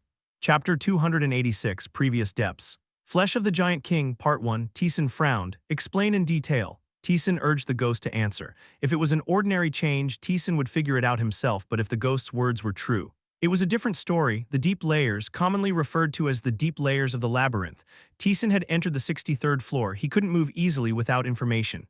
Hold on, the ghost hesitated, after organizing his thoughts. He slowly began to explain. If my memory serves me right, the 71st floor was the flesh of life. Taesan had two questions about the ghost's words. What do you mean by it being the foundation of the previous 11th floor? Can I really explain this? The ghost spoke uncertainly. Unlike the upper levels of the labyrinth, the deep layers have periodically changing clear quests. Although it's only one or two floors changing every few hundred years, it's not fixed. Why is that? I don't know that much if I were to guess. It probably holds some significance even to the gods. It changes whenever something is accomplished on a floor. So this isn't the current deep layers. At least when I cleared the deep layers. It wasn't like this. One question was resolved. Taesan asked again. The flesh of life, is it not a labyrinth? It is. Starting from the deep layers, each floor is strangely twisted. It's recognized as a floor. But the interior is completely different. Sometimes it's an entirely different world. Sometimes it's just a single room. Think of it as a completely different place. Taesan recalled Lee Tion's words. She had said something similar. The labyrinth changed from the deep layers from then on. It was real hell, so whose flesh is it? The ancient king who was said to have fought against the gods, it's the remnants of the giant king. A labyrinth floor. Huh, that's quite a scale. Taesan looked around. All he could see were masses of red slime. So is this a blood vessel? Probably. Yes, it was Taesan's first time entering the interior of a living being. He walked through the undulating slime. The ground moved as if it were alive, making it hard to walk. This is uncomfortable. It seemed it would interfere with combat as he moved forward. He came to a fork in the path. Taesan looked at the system window that had been visible for a while. Quest conditions. In the depths of the heart of the deceased giant king, defeat the centipede that has infested the apex. The apex, that seemed to be the objective. The problem was not knowing where he was. I only know from information, I don't know the details from what I've heard. Before the ghost could finish his sentence, his figure distorted, like static on a TV. The ghost flickered. Hey, after a while. The ghost returned to normal. He murmured awkwardly, they told me not to speak. Who, the god of trials? Taesan frowned. I'm allowed to convey information. But I was told not to mention anything that directly affects the clear. I won't be much help. Tusk. It was a natural stance from the god's perspective. They wouldn't allow an external interference to make clearing the trial easy. Consuming their intervention domain, Taesan clicked his tongue and surveyed his surroundings. First, he needed to understand where he was. You have activated essence understanding. The corpse of the deceased giant king, a place where parasites live. Parasites, it seemed to refer to the parasites mentioned in the quest conditions. You have activated reconnaissance. The giant king's blood vessels, he used it both front and back. He could roughly guess where he was. Blood vessel leading to the right ventricle. Blood vessel leading to the left atrium. He was already in the heart. Considering that the size of the blood vessel alone was as big as an ordinary labyrinth. If he had started from the legs, it would have taken days to clear. It didn't seem like they intended to take up that much time. Taesan slowly advanced through the labyrinth, even near the heart. It wouldn't be easy. This was the deep layer. If it were simply a matter of advancing, it wouldn't have been given as a trial. There was definitely something. And Taesan's guess was correct. Kagek, a rough sound was heard. The sound grew closer and finally reached Taesan. An ant. It was a red ant the size of a person. It clacked its giant jaws while looking at Taesan. A worker ant that eats internal organs has appeared. It was the first monster of the deep layer. Taesan took his stance. And the ant moved its legs. Tat, tat, tat. It bounced off the slime, lunging at Taesan, even with the unfamiliar movement. Taesan wasn't flustered. He read its trajectory and swung his sword. Quachik, kiek, the ant screamed. Taesan frowned. You dealt 1,104 damage to the worker ant eating internal organs. It's tough. Given his current attack power, he should deal over 4,000 damage, but he only inflicted a fraction of that. The ant's body showed no damage, indicating extremely high defense. It felt like hitting a turtle shell with a sword. Kiek, the ant bounced its legs again. Thrusting its jaws, Quaduk, Taesan blocked the jaws with his sword. The ant grabbed and pulled the sword with its jaws. The ant's pulling force was quite strong. If Taesan were a typical adventurer on the 63rd floor, he would have been dragged away. You have activated flow skill, Kiek, in an instant. The sword twisted and slipped out of the jaws. Taesan quickly stabbed the ant's neck. Kiek, kiek, the ant struggled. Its wildly flailing legs hit Taesan. Your first attack nullification has been activated. Taesan pushed the sword in deeper, this time. He activated strong blow, absolute judgment, and addition. However, the ant still flailed its legs and clashed its jaws. In the end, Taesan had to swing his sword several more times. Kiek, you have defeated the worker ant eating internal organs.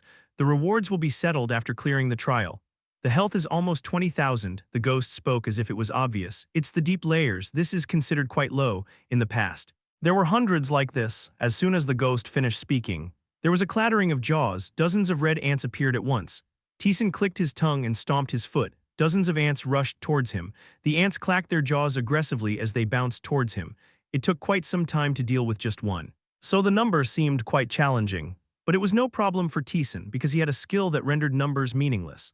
You have activated Force Duel. He cast Force Duel on the ant at the back. All the ants that were rushing at him were suddenly flung away. Quachik, Taesan quickly dashed forward and stabbed his sword into the ant's chest. The ant clattered its jaws and screamed.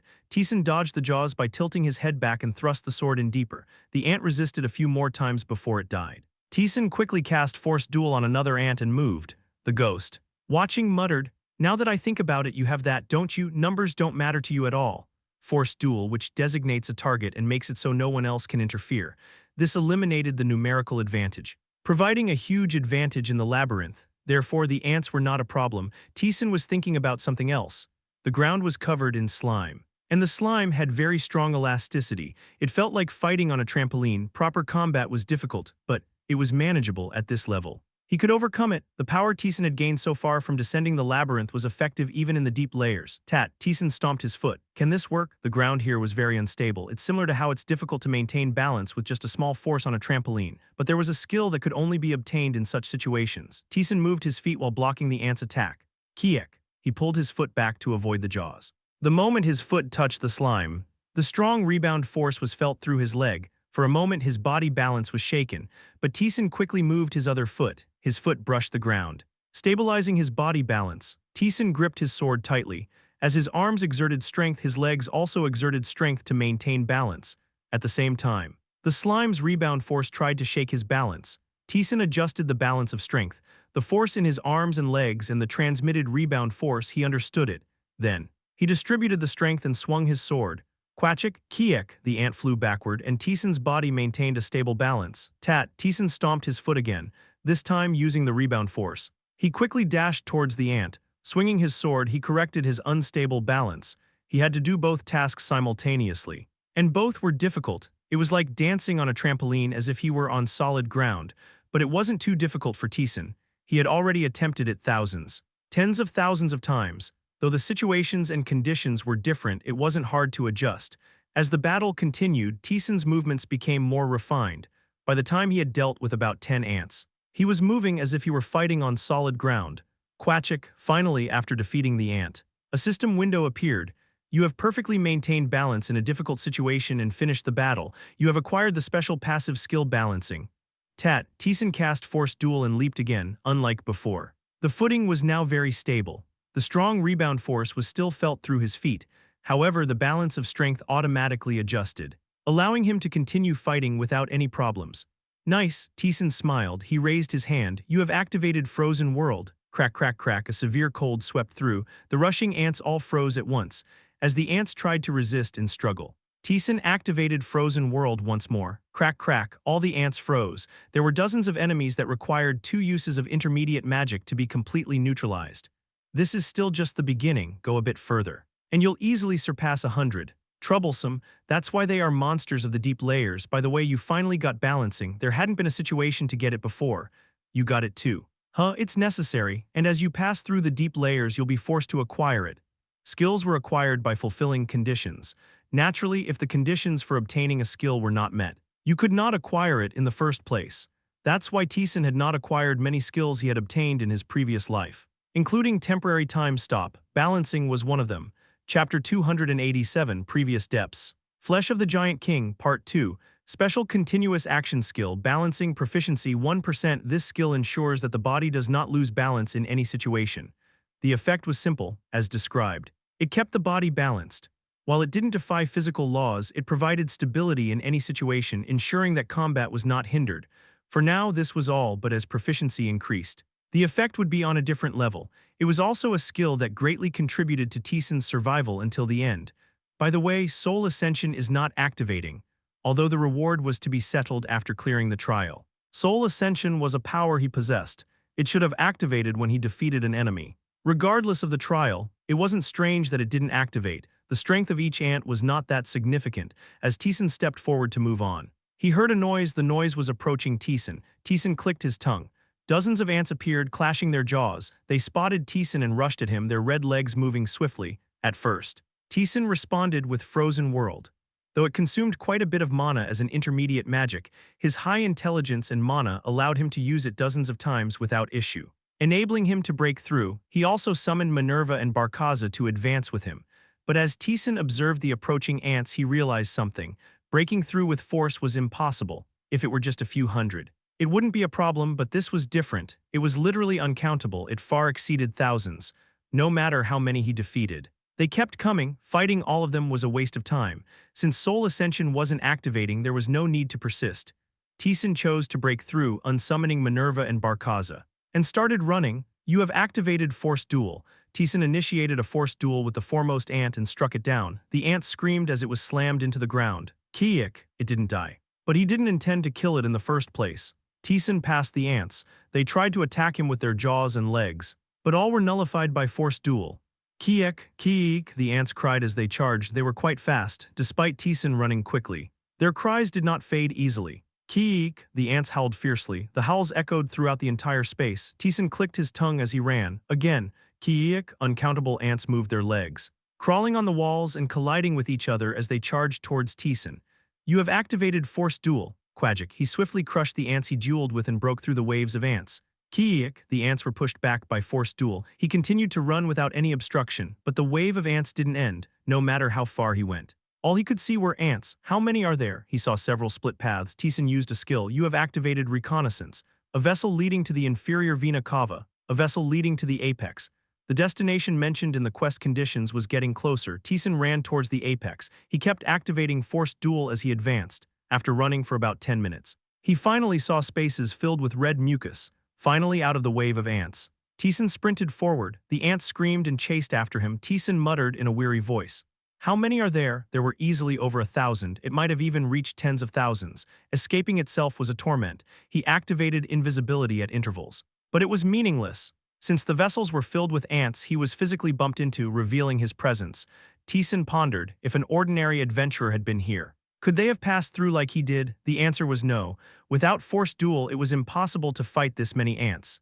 Even Teeson, who was much stronger than a typical adventurer, struggled. An ordinary adventurer could only choose to flee. Besides, they wouldn't have had reconnaissance.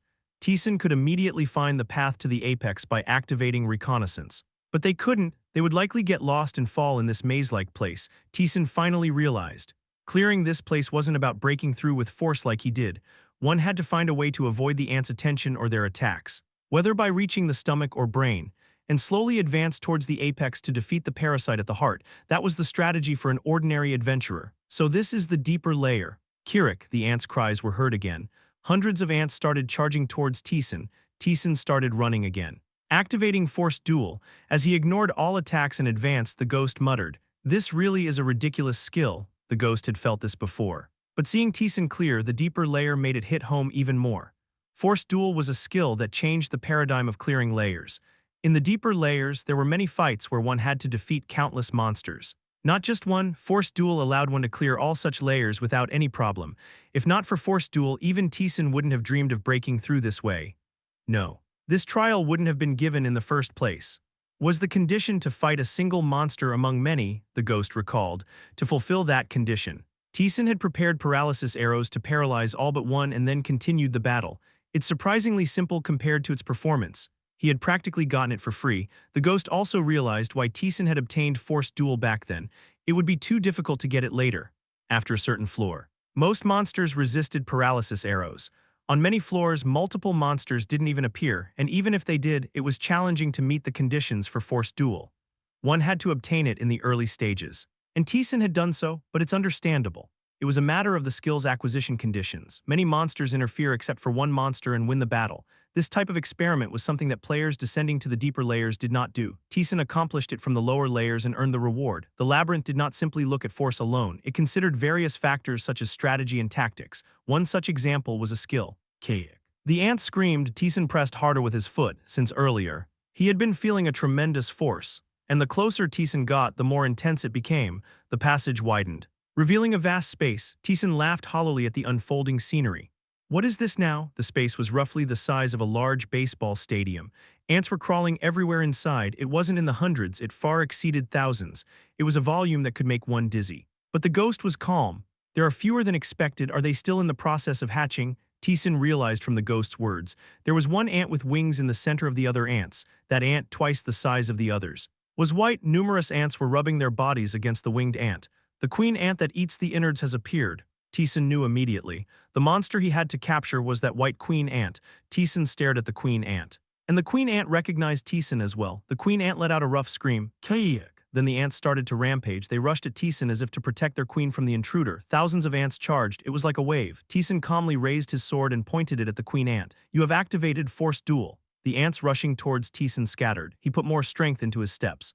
You have activated acceleration. He sprinted towards the queen ant at high speed. The queen ant spread its wings and screamed wildly. Teeson's sword brushed past the spot where the queen ant was. When he looked up, the queen ant was flapping its wings and ascending. The ceiling of the baseball stadium-sized space was incredibly high. The ascending queen ant was still visible to Teeson, but to an ordinary person it would appear as a mere dot. The queen ant flew to a place out of reach. Kiik, kiik, thousands of ants extended their jaws, but they couldn't touch Taesan, due to the effect of forced duel. The ants couldn't attack Taesan except for the queen ant. Taesan quietly looked up at the sky. Kuruk, kuruk, the queen ant cried from above. It was a sound full of ridicule. As if asking if he could reach her up there, Taesan strengthened his stance. You have activated the wings of a perfect fairy. You have activated leap. His body soared into the sky with wings. The queen ant, which had appeared very small, grew large in an instant, startled by Taesan, who had chased it to its chin.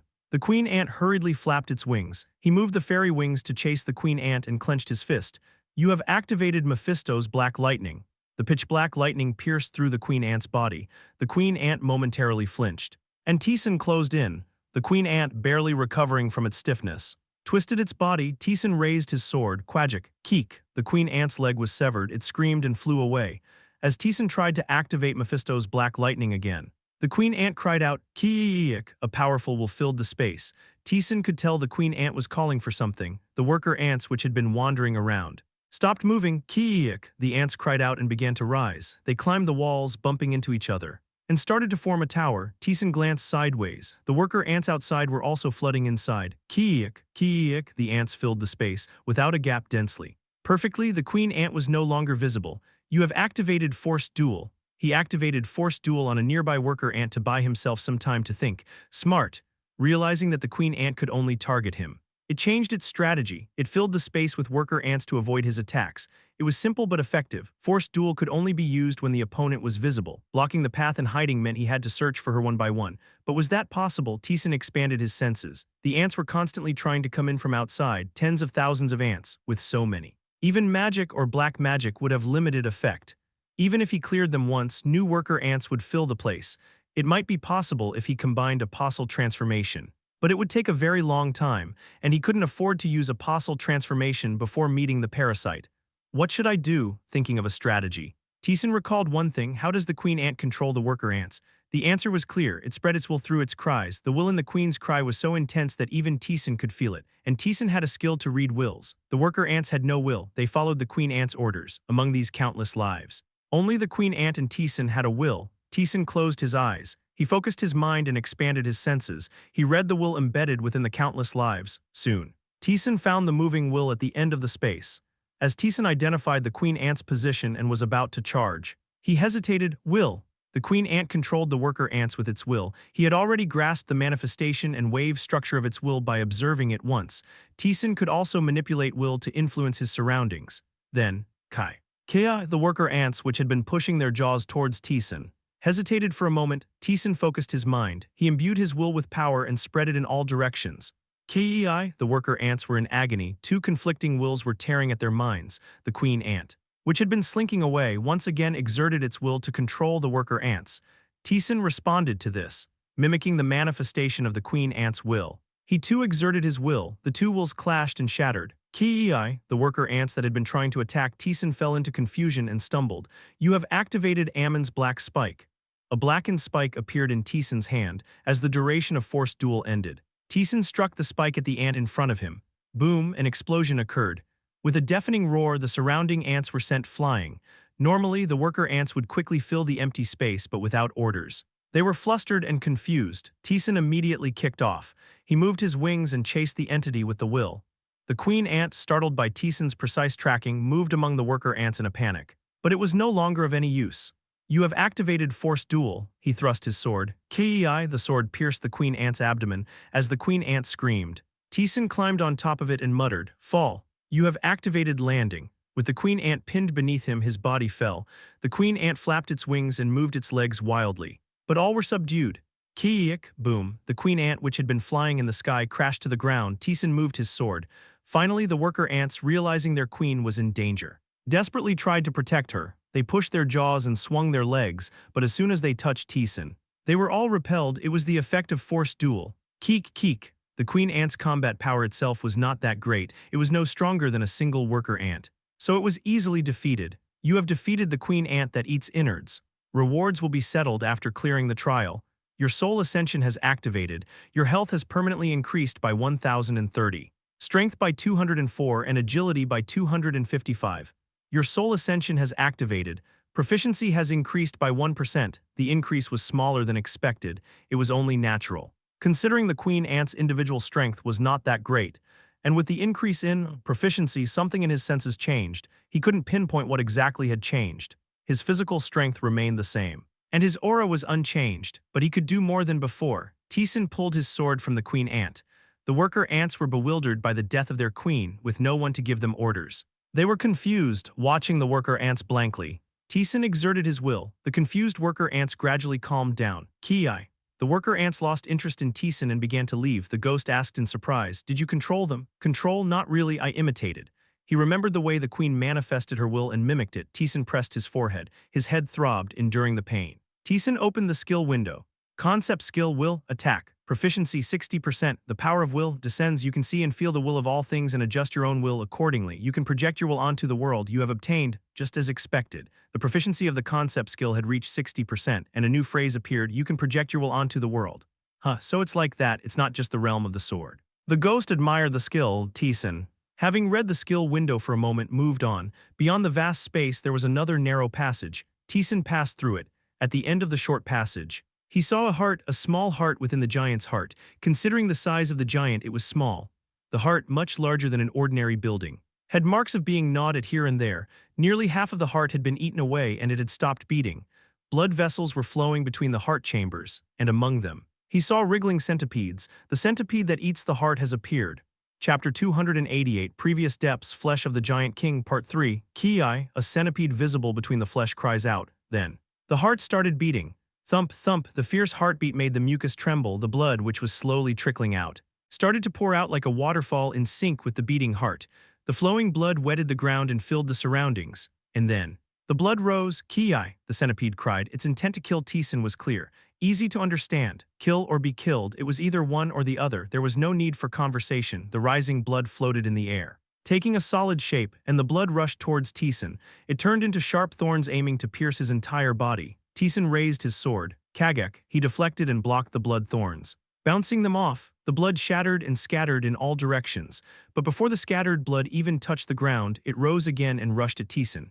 As the waves of blood tried to bind his entire body tightly, Taesan threw a punch. Kuwang, a gust of wind followed his fist, and the blood split even before the gust reached it. The blood, avoiding his attack, lunged at Taesan. Taesan stepped back to increase the distance. The blood moved as if it had a will of its own. You activated essence perception. The blood of the dead giant king. A centipede is controlling it with its will after eating the heart. Troublesome. The centipede's power itself wasn't that significant in his current state, which surpassed the level of mere strength. Taesan could win without difficulty, but the movement of the blood was tricky. There was no sign of power. It was almost impossible to read its movements in advance. In a way, it was natural. That power belonged to a dead being. There was no change or movement anymore. The centipede was forcibly moving it, so it was impossible to read its trajectory or grasp the manifestation of its power. Ki. The centipede made a small cry. At that moment, Taesan sensed a will from the centipede. Taesan immediately stomped his foot and distanced himself from the blood that was engulfing the ground. Wajajak, as Taesan stomped, the blood on the ground rose violently. If he hadn't moved in advance, he would have been skewered. Taesan spread his wings and watched the blood from above.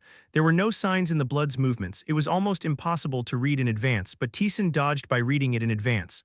Concept skill. The fallen world of Hafren, a skill obtained there. Reading and adjusting the will. Perhaps because the centipede controlled the blood with its will, the centipede's will felt stronger than any other enemy Taesan had faced, and Taesan's concept skill had reached 60% after defeating the queen ant. Now, Taesan could project his will into the world. Ki, the centipede cried. The blood flowed even more violently. It filled the surface, forming a whirlpool trying to engulf Taesan. Taesan reached out his hand indifferently. Stop. Then the blood exploded. The exploding blood fell on Taesan's face. It was a very dangerous situation. The centipede could control the blood in any way. It could make the part of the blood touching Taesan sharp, causing damage. Ki, the centipede didn't miss the opportunity. It tried to control the blood touching Taesan to inflict damage, but nothing happened. Ki, the centipede was confused. Taesan muttered, "I can't control it completely as I want yet." Taesan looked at the blood spread on the ground and raised his will. Then the blood started to rise in response to Taesan's will. Taesan stomped his foot. The blood shot sharply towards the centipede. Ki, the centipede cried. The clashing wills caused the flying blood to burst. The ghost realized what Taesan was doing.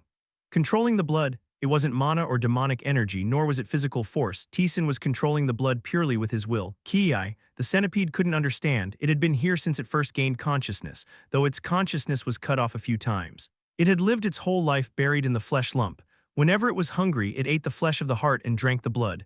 Over countless years, the giant king's remains gradually became part of the centipede. In the end, the centipede gained the ability to control the giant king's blood. The centipede used this power to make many who came here part of itself. None could resist its power. At some point, no one came anymore. But the centipede lacked the intelligence to understand that. As time passed, the centipede came to believe it was absolute. As long as this place was filled with blood, it was invincible. But now, that invincibility was breaking. Ki, the centipede thrashed, bursting its will. At the same time, Taesan looked at the blood beneath his feet. The blood, which seemed to rise, calmed down the centipede, which tried to use the blood beneath Taesan's feet to pierce him, couldn't understand. The blood, which always moved according to its will, didn't move. It felt like someone was blocking it. It's certain, the ghost muttered in admiration. Will adjustment, to be precise. Materialization, moving things with will alone. It's not that grand, I can't do anything great, but it's enough for now. His will moved, the blood shook, the centipede thrashed.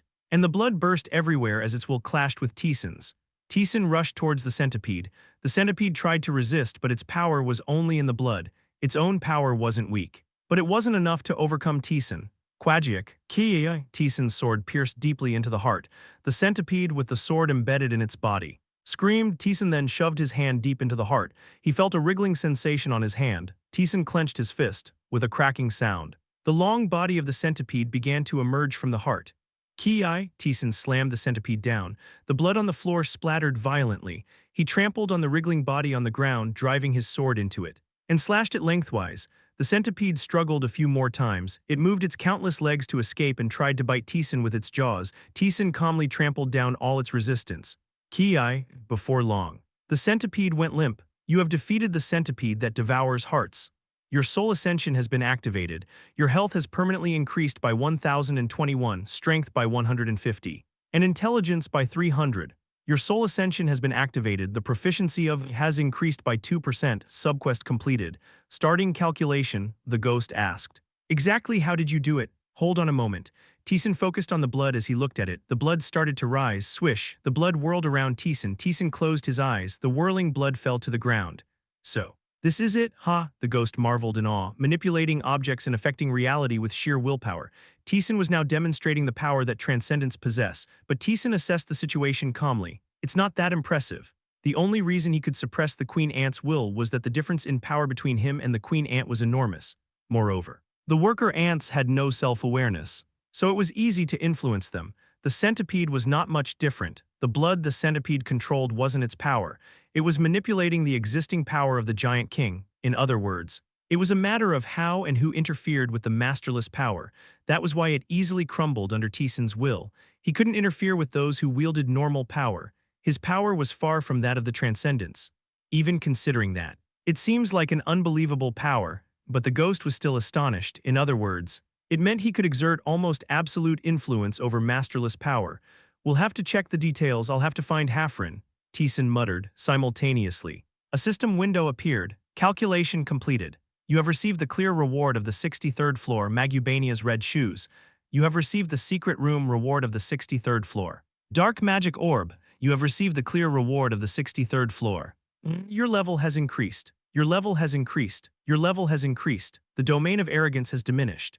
Arrogance invites you to its domain. Taesan nodded. I accept, Kuang. Then the world changed. Everything warped as Taesan's body began to move into the realm of the god, and where Taesan arrived was before a gigantic door, a door so massive it seemed impossible to open. Larger than any mountain, in the dark space only the door with an odd color could be seen. Are you interested?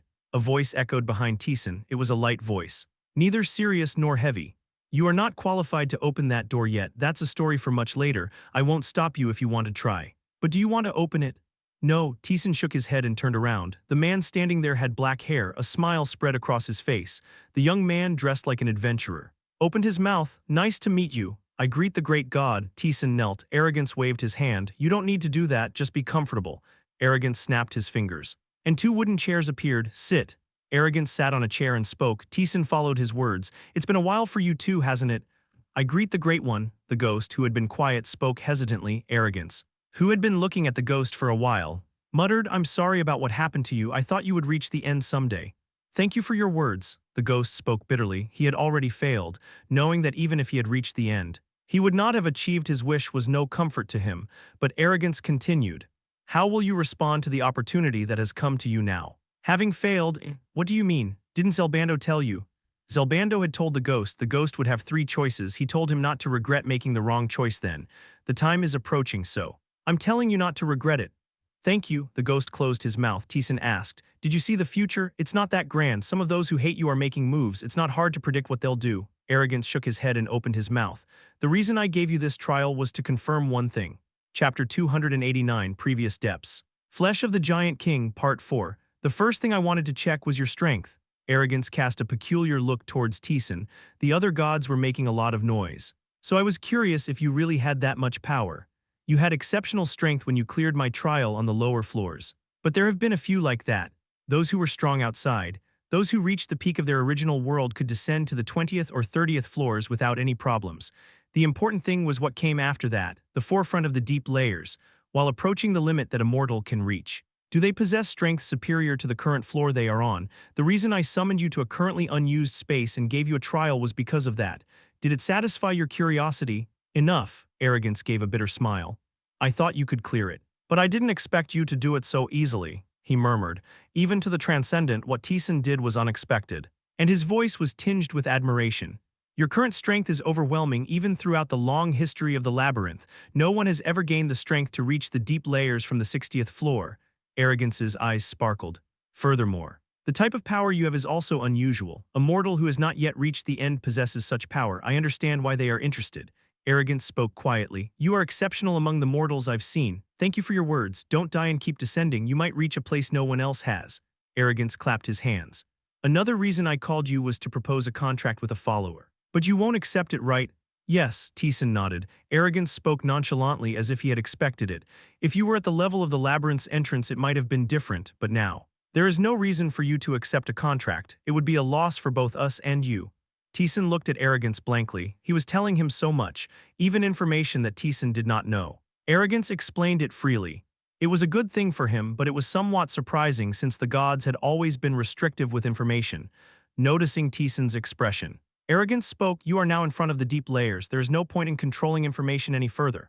What exactly is the deep layer? Taesan asked with curiosity. He had heard rough explanations from the ghost and Lee Taeyeon, but he still could not know precisely. He only knew that it was extremely difficult and unusual. Arrogance answered Taesan's question. The second reason we settled in the labyrinth.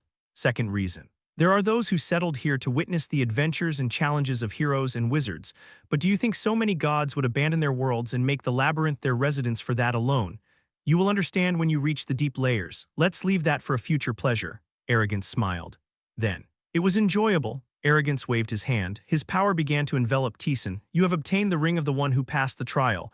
You have obtained the title one who proved their ability. Goodbye, let's meet again in a deeper place. Arrogance waved his hand as the distance grew. Taesan's body began to return to the labyrinth. One last thing, Arrogance's voice was heard.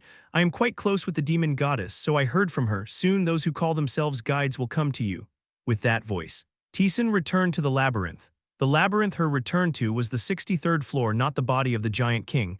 Right in front of him was the staircase leading to the 64th floor. Taesan sat down. Initially, the fact that he had moved to the deep layers was surprising, but he resolved it without major problems. The rewards were also abundant. So it was actually a good thing. Red Shoes of Magubania, attack power plus 100, defense power plus 300, strength plus 300, agility plus 300, action speed plus 14%, movement speed plus 14%, the red shoes worn by Magubania, who held the name of an apostle at the time of death. These shoes had high attack and defense power and even additional stats, although there were no special effects. It was still excellent equipment. Orb of Deep Darkness, Dark Magic plus 150, Magic Power plus 400, Intelligence plus 1000, an orb containing compressed deep darkness. The darkness is so strong that it seems capable of corrupting even a powerful dark magician. This was equipment for dark magic, suitable for mid-level dark magicians. Obtained a brown staff made from the remnants of a meteor, a magical staff. It was a tribute. Taesan's eyes shone with this. He could obtain another mid-level magic. Not bad. Overall, there was only good equipment this time. Taesan checked the rewards given by Arrogance for clearing the trial. Ring of the one who passed the trial. Attack power plus 200. A ring given by the god of trials to those who passed his trial. It has effects suitable for the recipient. Oh ho, Taesan's lips curled up. It was a very simple effect. But it was exactly what Taesan wanted. The most important thing for him now was not defense or stats but attack power. With this, the title would likely have a similar effect. Taesan checked it with anticipation. And his prediction was correct. Title: one who proved their ability. Health plus 1000, mana plus 300, magic power plus 70, attack power plus 100, a title given by the god of trials to those who proved their ability.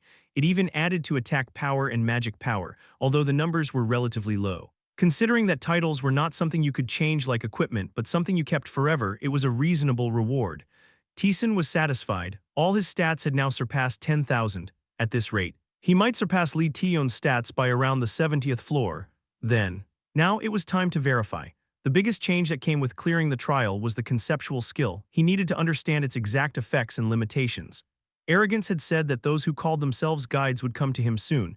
The remaining guides were the leadership. It was time to fight those who had reached the end of mortality. Before that, he needed to understand and organize the power he had gained as much as possible. Taesan wandered around the 63rd floor. Since he moved to the lower layers during the attack, the monsters remained as they were. Although he couldn't get much from the monsters as he had already received the clear reward. It didn't matter since his purpose was experimentation. Kuruk, a dark crow, discovered Taesan and rushed at him. Taesan focused his mind on the crow. He spread his will to oppress the crow. The charging crow shuddered and trembled. Kiek, the crow, facing its enemy, was in agony, unable to handle the situation. Inside the crow's head, two emotions were clashing, the feeling of needing to kill Taesan and the feeling of needing to obey him. Kiek. In the end, the crow quivered and lowered its posture. A monster of the labyrinth, which was supposed to kill adventurers, was now in a posture of submission. Taesan, who had been watching the crow for a while, turned his gaze to the sword in his hand. He began to focus his will on the sword. As his will enveloped the sword, it flew out of his hand and towards the crow as he willed it. Thunk. Kiek, the crow, pierced through the chest. Screamed, it writhed in pain and charged at Taesan. This is the limit. Taesan subdued the charging crow and conducted a few more experiments. As a result, he could roughly grasp his abilities, projecting his will onto the world. The meaning of those words was simple. It meant that he could physically and mentally influence the world with his will. The monster on the 63rd floor submitted to Taesan with just his pressure, and the sword he wielded also moved according to his will and pierced the crow. If taken to the extreme, he might be able to issue a death sentence with just his will like the gods. At least, it wasn't a power a mortal should possess. But the limitations are clear too. The crow that submitted to Taesan charged at him after being pierced by the sword. It meant that the suppression would break when emotions peaked or when in pain. The physical impact of his will on reality wasn't that strong either. A skilled person could block it without much trouble. At the level of an arrow containing Taesan's will. And there was a bigger problem. Every time he spread his will, his head throbbed. It felt as if he was forcibly handling a power that wasn't yet permitted. Even Taesan, who was used to pain, found it hard to ignore. It seemed to be a kind of restriction, not just simple pain. Unless it was a peculiar case like the centipede. It seemed difficult to use meaningfully in battle yet. Concept skill will, strike. Proficiency 62%. The power of will descends. Synchronizing with it allows you to see and feel the will of all things and adjust your own. You can project your will onto the world you have obtained. Taesan looked at the concept skill. He had obtained the concept skill in the ruined world of the commander Haffrin. Shall I visit after a long time? He had obtained material items just in time. Taesan moved his feet. Taesan returned to the 60th floor with a satisfied expression. After offering another tribute, he was able to obtain another mid-level magic. Mid-level magic earthquake. Proficiency 1%, mana consumption 500. It collapses the ground. It can only cause localized damage for now. A skill that collapsed the ground. Its effects were hard to see inside the labyrinth. The floor of the labyrinth was a place that even deep-layer adventurers couldn't scratch. But for Taesan, who often wandered outside, it wasn't a big problem. Satisfied with the magic, Taesan visited Haffrin. Oh, it's been a while. Haffrin was still there. In a place where flames flickered, he was hammering something on an anvil. Forging something. What brings you here this time? I'd like to entrust these. Taesan took out the materials. Remnants of the heart of the dead giant king. Remnants of the heart of one who once rivaled gods. It holds immense power within itself. Blood of the dead giant king. Blood of one who once rivaled gods. It holds immense power within itself. Oh ho, Haffrin's eyes sparkled. No matter how I see it. These aren't materials you should have brought. How did you get these? During the process of clearing a trial, can you make equipment out of it? It's sufficient. What do you want? An offensive piece of equipment that I can move with my will. With your will, I can make it. But forgive me for saying this. But it's going to be hard for you to handle with your current abilities. Haffrin looked puzzled. Influencing something with just your will is something only those who look above can do, even with the support of equipment. It's difficult for a mortal to interfere. Hafren reached out his hand. I'm a blacksmith, so I'll make it if you want, but I want to dissuade you if you insist. Hand over the materials. Taesan didn't hand over the materials with his hands but focused his will. Oh, Hafren's face stiffened. The blood and heart remnants floated in the air and landed on Hafren's hand. That power is, you noticed immediately. Hafren's world was destroyed by the will of the world itself. There was no way Hafren wouldn't notice. Taesan was moving objects with just his will. Not with magic or anything else. Your ruined world, I want to enter it once more. Chapter 290, Projection of Will, Part 1. Hafren mumbled blankly. That's a type of power that a mortal cannot possess. I got this from your world, Taesan replied. So, I want to go back and check it out once more. Hafren stroked his chin. He touched his smooth skin without a beard and spoke. When I send you back to my world next time, I was thinking of after you have entered the depths. Because if you don't have that level of strength, it's clear you'll meet your death. The star itself recognized Taesan. It was definitely trying to kill him with certainty. Without the strength to step into the depths, survival was impossible with that power. It might be possible, Hafren said after a moment of contemplation, but it's dangerous. It's amazing that you can wield your will. But you still can't handle it perfectly. You could die. That's always been the case. There were hardly any memories of safety while descending into the labyrinth. The reason he gained this much power was always by risking his life in battles. This time would be no different. Hafren chuckled at Taesan's answer. Indeed, then I will do what I must as a resident of this place for an adventurer. Sub-quest start. At the deepest part of my world. There is a spring of purity in a cave. Go there and bring back the pure water. Hafren wants the pure water from the spring existing in his destroyed world. Condition, retrieve the water from the spring at the deepest part of the world. Reward, equipment made from the pure water. Taesan nodded. The quest was accepted. If you bring it properly, I will make equipment with the giant king's materials you brought. With Hafren's last words, Taesan's body moved. He arrived in Hafren's destroyed world. He set foot on the vast land. At the same time, the world began to tremble. Boom, the sky roared and the ground creaked. The definite intent began to aim at Taesan. Taesan stomped his foot. Simultaneously, the ground rose up, like a tidal wave. It tried to engulf Taesan. Taesan punched at the wave of earth coming at him. The ground shattered into pieces and scattered. Boom, the sky pressed down on Taesan. A huge pressure enveloped his entire body. The remaining air gathered weakly. Forming dozens of storms, they all rushed at Taesan. It was time to test whether the power of will he had acquired could indeed affect the will of the star itself. Taesan focused his mind. The concentrated will projected into reality. Taesan willed the storms to collapse. At the same time, followed by a massive headache, one of the storms distorted. The distorted storm wobbled unstably. Taesan shouted with his will, "Explode," with those words. The storm scattered. This confirmed it. He could interfere with the will of the world itself, but the cost-effectiveness was poor, even though he only eliminated one of the dozens of storms. His head felt like it was splitting open. It was hard to use it immediately. At least, it was a matter for after his proficiency increased or Taesan reached a higher level. Taesan ran through the gap in the storms. In the end, it's about strength. He had to escape using physical strength, not willpower. He couldn't win. Even if he held out for a while, he would eventually face death, so he had to avoid the fight itself. The most reasonable method was to run continuously to the quest's destination. The star was now seriously trying to kill him, but he was much stronger than before. It was possible to endure until he reached his destination. However, Taesan was considering another method of breaking through. You have activated essence perception. Will of the star, it seeks to kill the living. Essence perception, it revealed the essence of the opponent and also showed their weaknesses. The star seeks to find and kill those with will other than itself. The star was not directly observing and chasing Taesan with its eyes. It was reading Taesan's will and tracking it to kill him, an opponent with will, and Taesan could project his will into the world. Could this work? He dispersed his will. He hid his will that maintained self-consciousness while influencing the world. It was an extremely contradictory statement, to maintain self-consciousness while abandoning the will to do something. Normally, it was impossible, but Taesan could do it now. Taesan spoke. Scatter. With those words, the will gradually became concealed. Then a change occurred. Boom, the storm still raged. The sky pressed down on the ground, and the ground rose like a tidal wave. But the direction of that force no longer pursued Taesan. The tidal wave of earth passed right by Taesan. The storm raged at quite a distance and then disappeared, as if it couldn't pinpoint Taesan's exact location. It only circled around him without targeting him. Taesan's eyes glowed. The star was failing to track his exact location to confirm it. Taesan stomped his foot and ran across the ground at high speed. Boom, the world still targeted him. The ground exploded and the air burst, but it didn't hit him accurately. Taesan realized the star was estimating his location, but it couldn't pinpoint his exact position.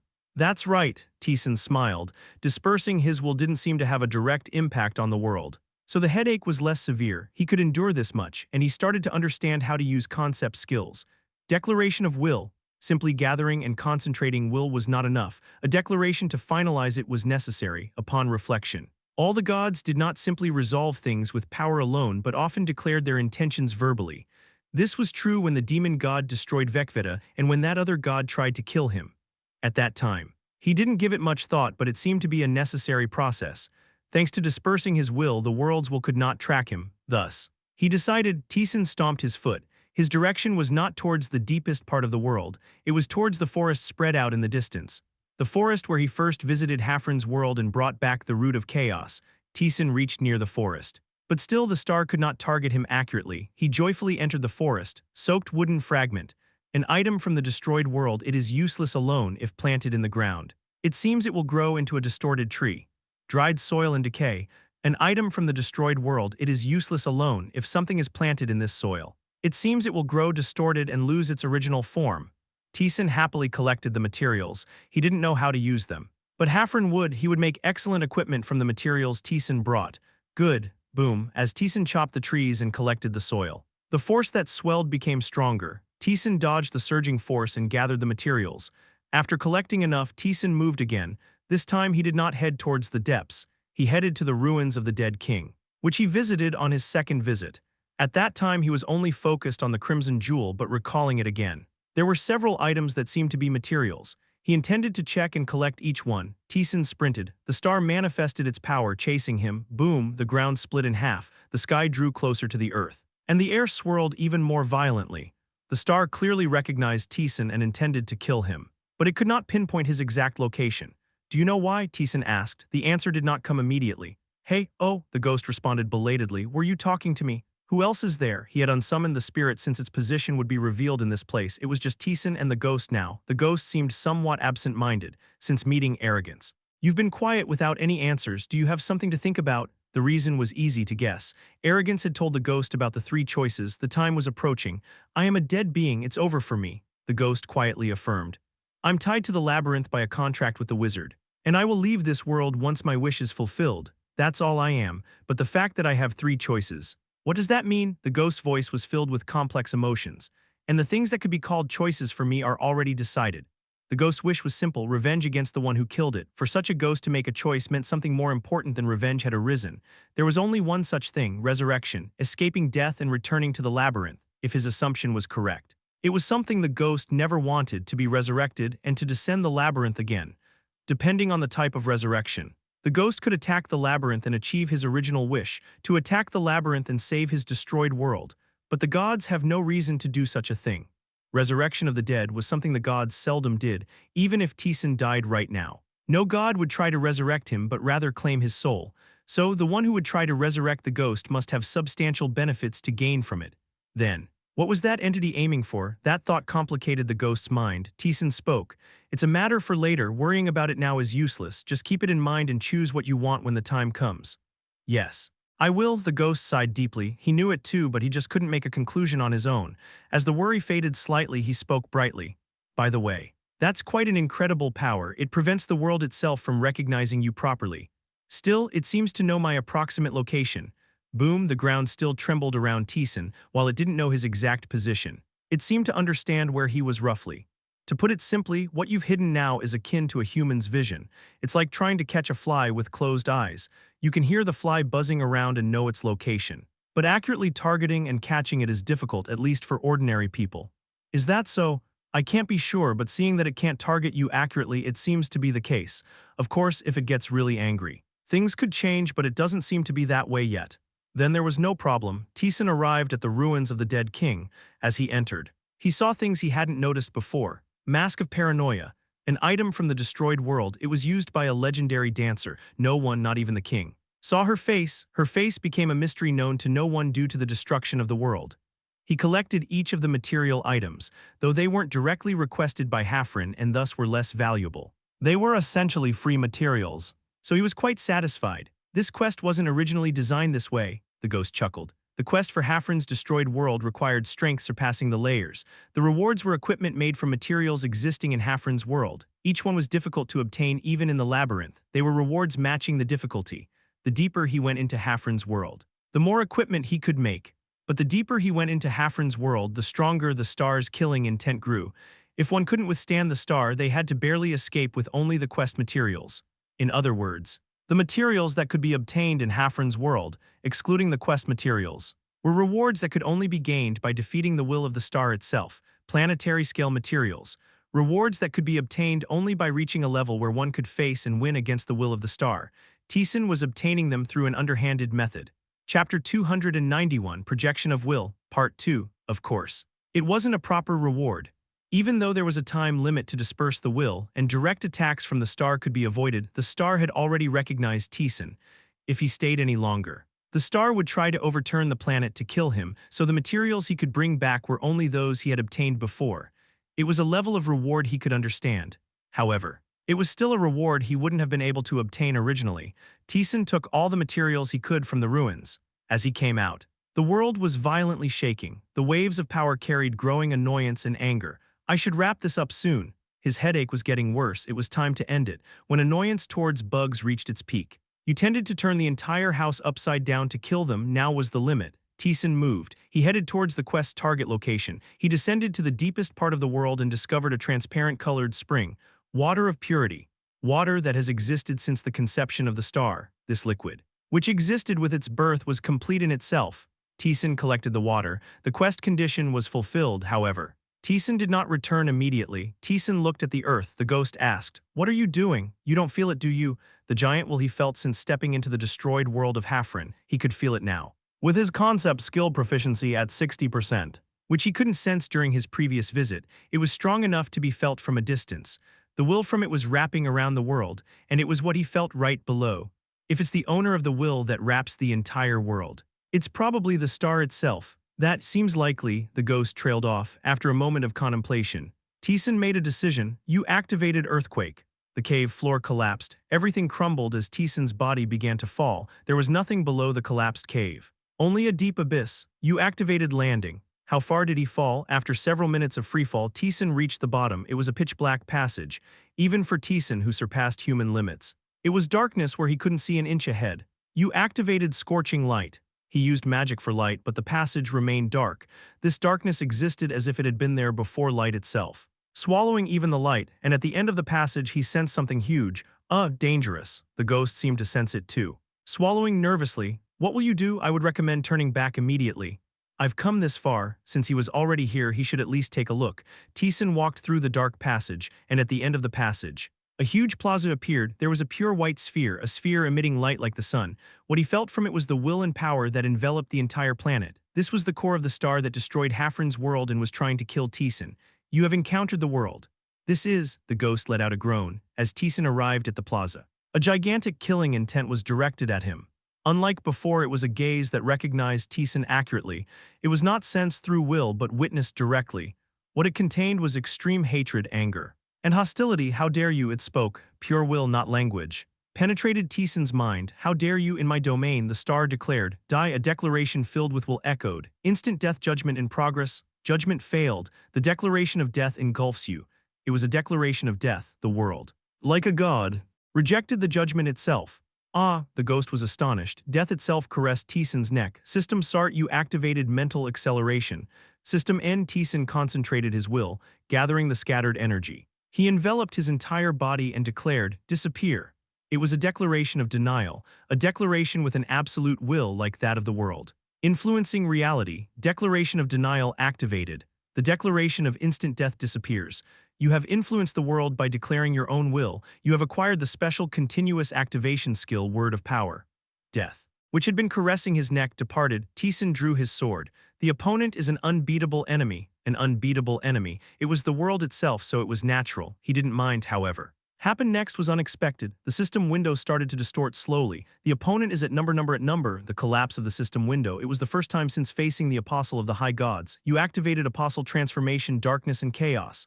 You activated Vessel of the King. Battle Craving activated. You activated Disdain for the Strong. Anti-Divine activated. Giant Killer activated. Opposing the Great Will activated. A strong annoyance lingered in the gaze directed at Taesan.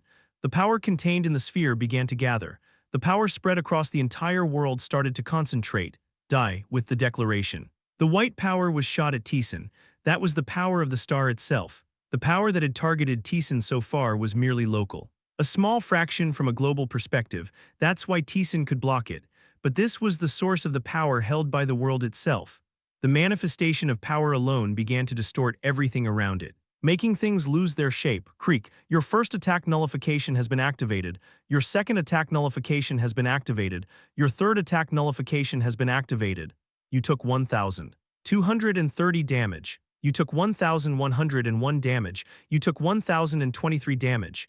Even with absolute protection against the formless power, it was useless. Absolute protection was a skill that blocked the opponent's attack in proportion to Taesan's stats. The enemy in front of him possessed power that couldn't be blocked with just those stats. Boom, the world itself was trying to crush Taesan, despite his resilience. Taesan momentarily prepared for death. Time slowed down and mental acceleration occurred. Could he block it? Magic was impossible. Intermediate magic was powerful. But ultimately it was a power meant for mortals. That thing's power exceeded that category. It wouldn't even buy time. Black magic was not much different. If he poured all his mana into opening a passage, he might buy some time. But that would be the limit. Moreover, opening the passage required time, and the immense power would engulf him before black magic could activate. Swordsmanship was also impossible. This was not a power that something like flow skill could activate. The power attacking Taesan now was the power of the world itself. It was closer to transcendence rather than being something mortal. Such a being was manifesting its power to kill Taesan. Therefore, what was needed was a power of a higher rank, surpassing the category of mortals.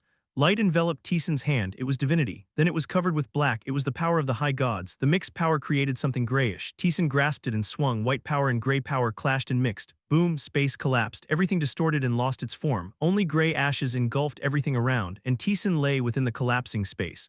You took 49,532 damage. You blocked a strike from at number. You have acquired the special continuous activation skill Last Chance. You have acquired a fragment of will. The damage that could have rendered Taesan on the brink of death from a single strike had struck him, but Taesan smiled. The world's attack just now was a kind of instant death strike where damage was meaningless. He had reduced such an attack to mere damage, which he could endure without even triggering resilience due to his arrogance. Not bad. Taesan endured the shock and stood up. The white sphere stood loftily as before, however a tiny part of the sphere's edge, so small it couldn't be seen clearly with the naked eye, had turned gray. No damage window appeared. It meant it wasn't even a significant wound. However, he was satisfied that his power had made even a small scratch on a being beyond mortals, and the world seemed to be very displeased with that. As its anger deepened further, materialized emotions began to influence reality, as if it could easily do so. The same power that attacked Taesan gathered instantly. See you next time, Taesan muttered as he took out a marble. As the power shot towards Taesan, his body moved to the labyrinth. You've returned safely, is what I'd like to say. But I can't. Hafren's face was filled with confusion and astonishment. What was that just now? Hafren seemed to have felt the power beyond the space. Taesan spoke as he drank a potion. It was the core of the world, did you know? Taesan explained. At the deepest place Hafren had requested through the quest, there was a space below it. And when he fell down, he saw a giant sphere containing the will of the world itself. Hafren's pupils widened. Something like that exists. So you didn't know either. I didn't know. I knew the world was trying to kill us. But I had no idea there was something that gathered such will. Not only me, but no one in my world knew. It wasn't strange. Taesan wouldn't have noticed either if his concept skill proficiency hadn't risen. Hafren's gaze towards Taesan was filled with astonishment. So, you faced the world itself and returned? That's right. How? There was a question contained in it. How did you survive? It wasn't something one would say to a survivor. But it was a reasonable question. Taesan was undoubtedly strong, but his strength was still within the realm of mortals, even if Taesan possessed some extraordinary powers.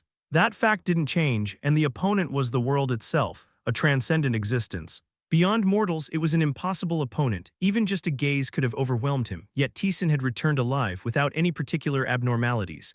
I have a card that works even on such an opponent.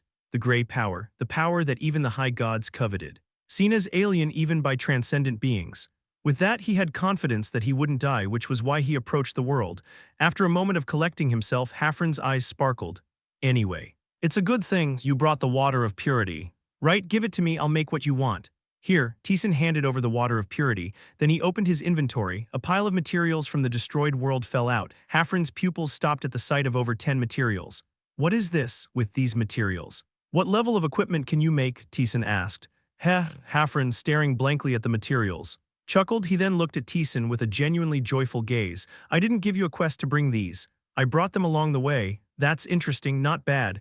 Hafren's eyes sparkled as he mumbled, "With this, I can make something more useful." After contemplating, he made a decision. "I'll use the Giant King's material you gave me and all these materials to make one piece of equipment.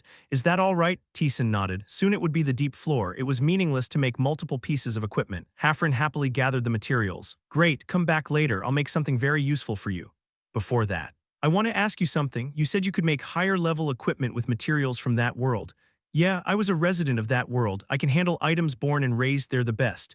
Hafren spoke confidently. Taesan opened his inventory. There was still one material he hadn't given him.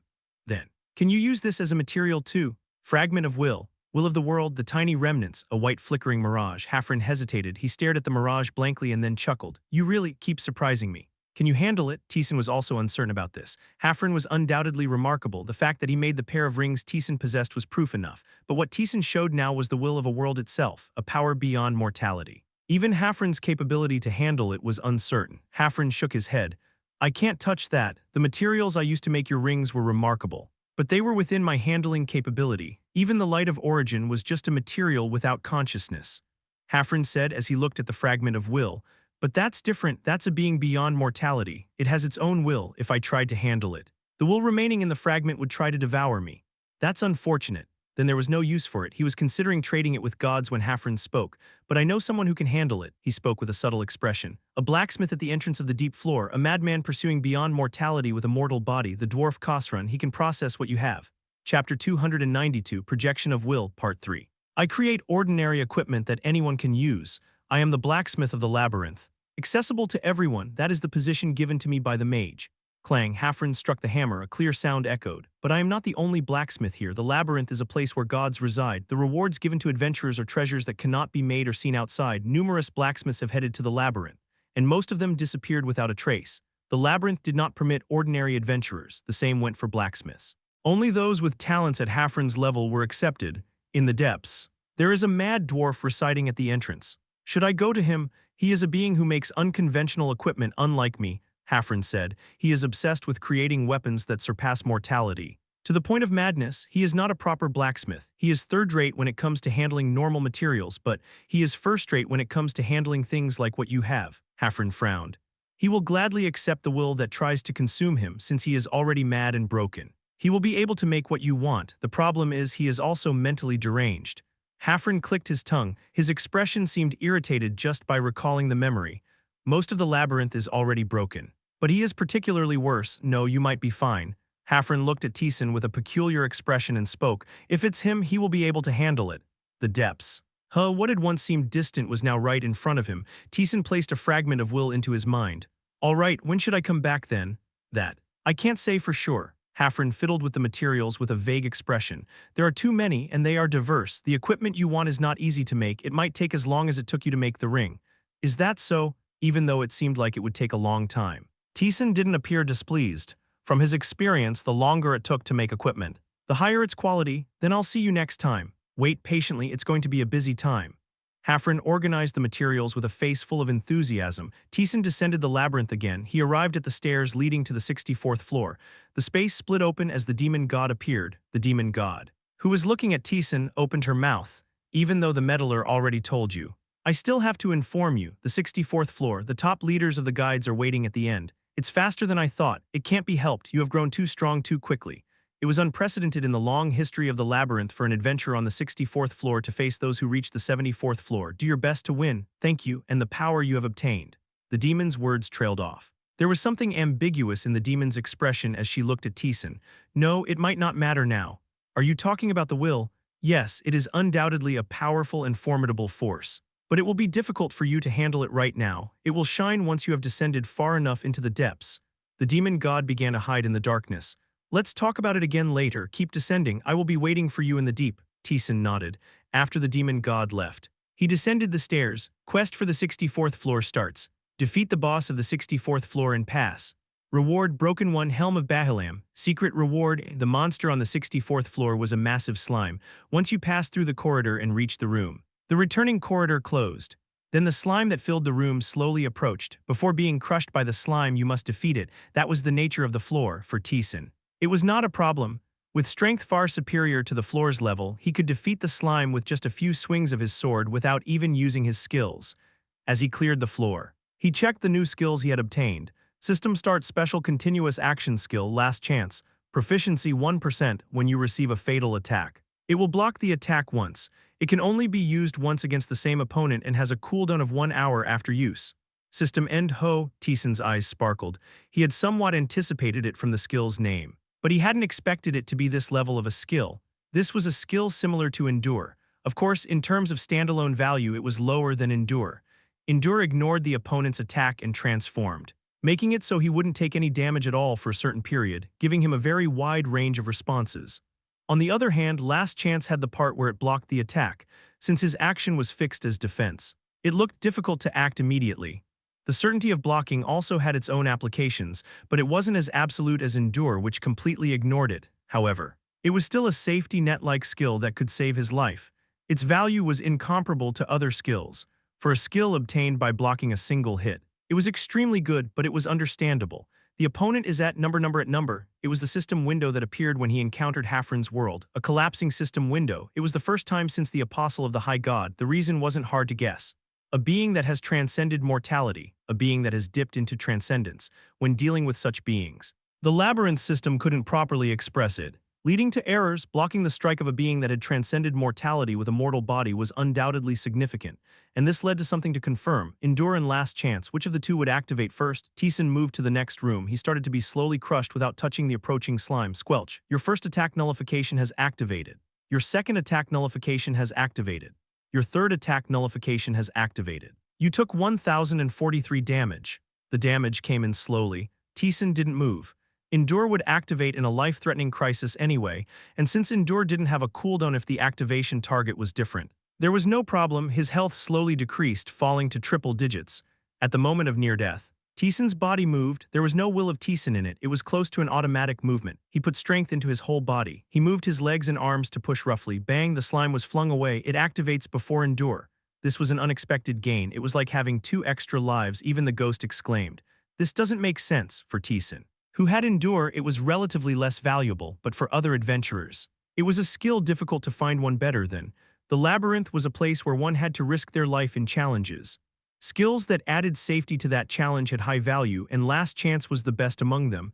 Having understood this, Taesan defeated the slime and recovered his health. The confirmation was done. Now it was time to check the other one. Special Continuous Action Skill Word of Command. Proficiency 1%. Materialization of will. By uttering words infused with will, you can make a declaration that affects the world. Word of Command. The concept skill's proficiency had increased, and this was a skill obtained through the projection of will. Taesan moved to the next room. He spoke with will to the slime running towards him. Stop. Boom. The approaching slime stopped instantly. The slime creaked. It looked like it couldn't do anything as Taesan's command and its own will clashed. My headache has lessened. It was less than before. Probably because he had obtained a concrete skill. At least it wasn't a pain that would prevent him from using it more than once or twice. Taesan, watching the creaking slime, opened his mouth again. Burn, with the declaration. The slime started to burn. The flames greedily devoured the slime. The headache worsened. Taesan endured the pain and watched the burning slime. The slime burned and eventually disappeared. You have defeated the slime guarding the door. The damage itself is fine. The slime's health was quite high. The fact that he could defeat it like this meant that the power used by will was somewhat proportional to Taesan's attack power. It's closer to dragon speech. The ghost murmured, dragon speech. The language used by a species that wielded a different kind of magic from the god of magic. A single word could overturn the heavens and earth. It wasn't bad. The problem was the headache. The stronger the influence exerted, the worse the pain. Taesan calmed his headache and experimented with various things. As a result, he found out that using word of command on himself caused less headache, and now he could utilize things he had half abandoned. Move. Clatter. Arrows leaped out and attacked the slime. Arrows with their own will. They weren't bad when he first obtained them. But at some point he stopped using them. The reason was simple. The damage was too insufficient. The arrows required the wielder's authority, and the required authority's standard was extremely high. Even Taesan, who had become considerably strong, couldn't draw meaningful damage from them. And having a will of their own meant that Taesan didn't need to worry about them. But it also meant that he couldn't exert any influence over them. It wasn't bothersome enough to use against strong enemies, so Taesan hadn't utilized it much until now. However, things were different now that he had gained willpower. Arrows with a will of their own. Arrows that move on their own to protect their master. They move with a will of their own and cannot go beyond a certain range. Current master Kang Taesan. Current attack power 521, perhaps because he was directly controlling them with his will. Their attack power had increased significantly. Their speed and power had also noticeably risen. They were arrows that could only be used by someone at the level of a transcendent, arrows that could only be used if one could control them with willpower, if left to the arrow's own will. Their attack power would drop drastically to 2 digits. As Taesan used the arrows to defeat the slime, his head throbbed momentarily. Taesan retrieved the arrows. They are usable. But it was still difficult to handle them. Even though he had learned the word of command and the headaches had lessened, they were still at an unbearable level. Now he understood why the demon had said it wouldn't matter much right now. Taesan's abilities were still insufficient to handle it. But the stronger he became and the higher his rank, the more valuable it would be. It was definitely a usable ability. With the confirmation done, Taesan resumed his progress through the labyrinth. He cleared a secret room and collected the reward. The reward was a black magic-enhancing robe, an item to offer to the demon as a tribute. Taesan moved forward and reached the boss. The boss was a slime with sharp spikes. Taesan raised his hand. Let's finish this quickly. You have activated addition. Crunch, the slime was crushed after a few more swings of his sword. The slime was completely destroyed. 64th floor clear. Floor cleared. However, Taesan didn't lower his sword. You have summoned the highest grade spirit of multiple colors, Barkaza.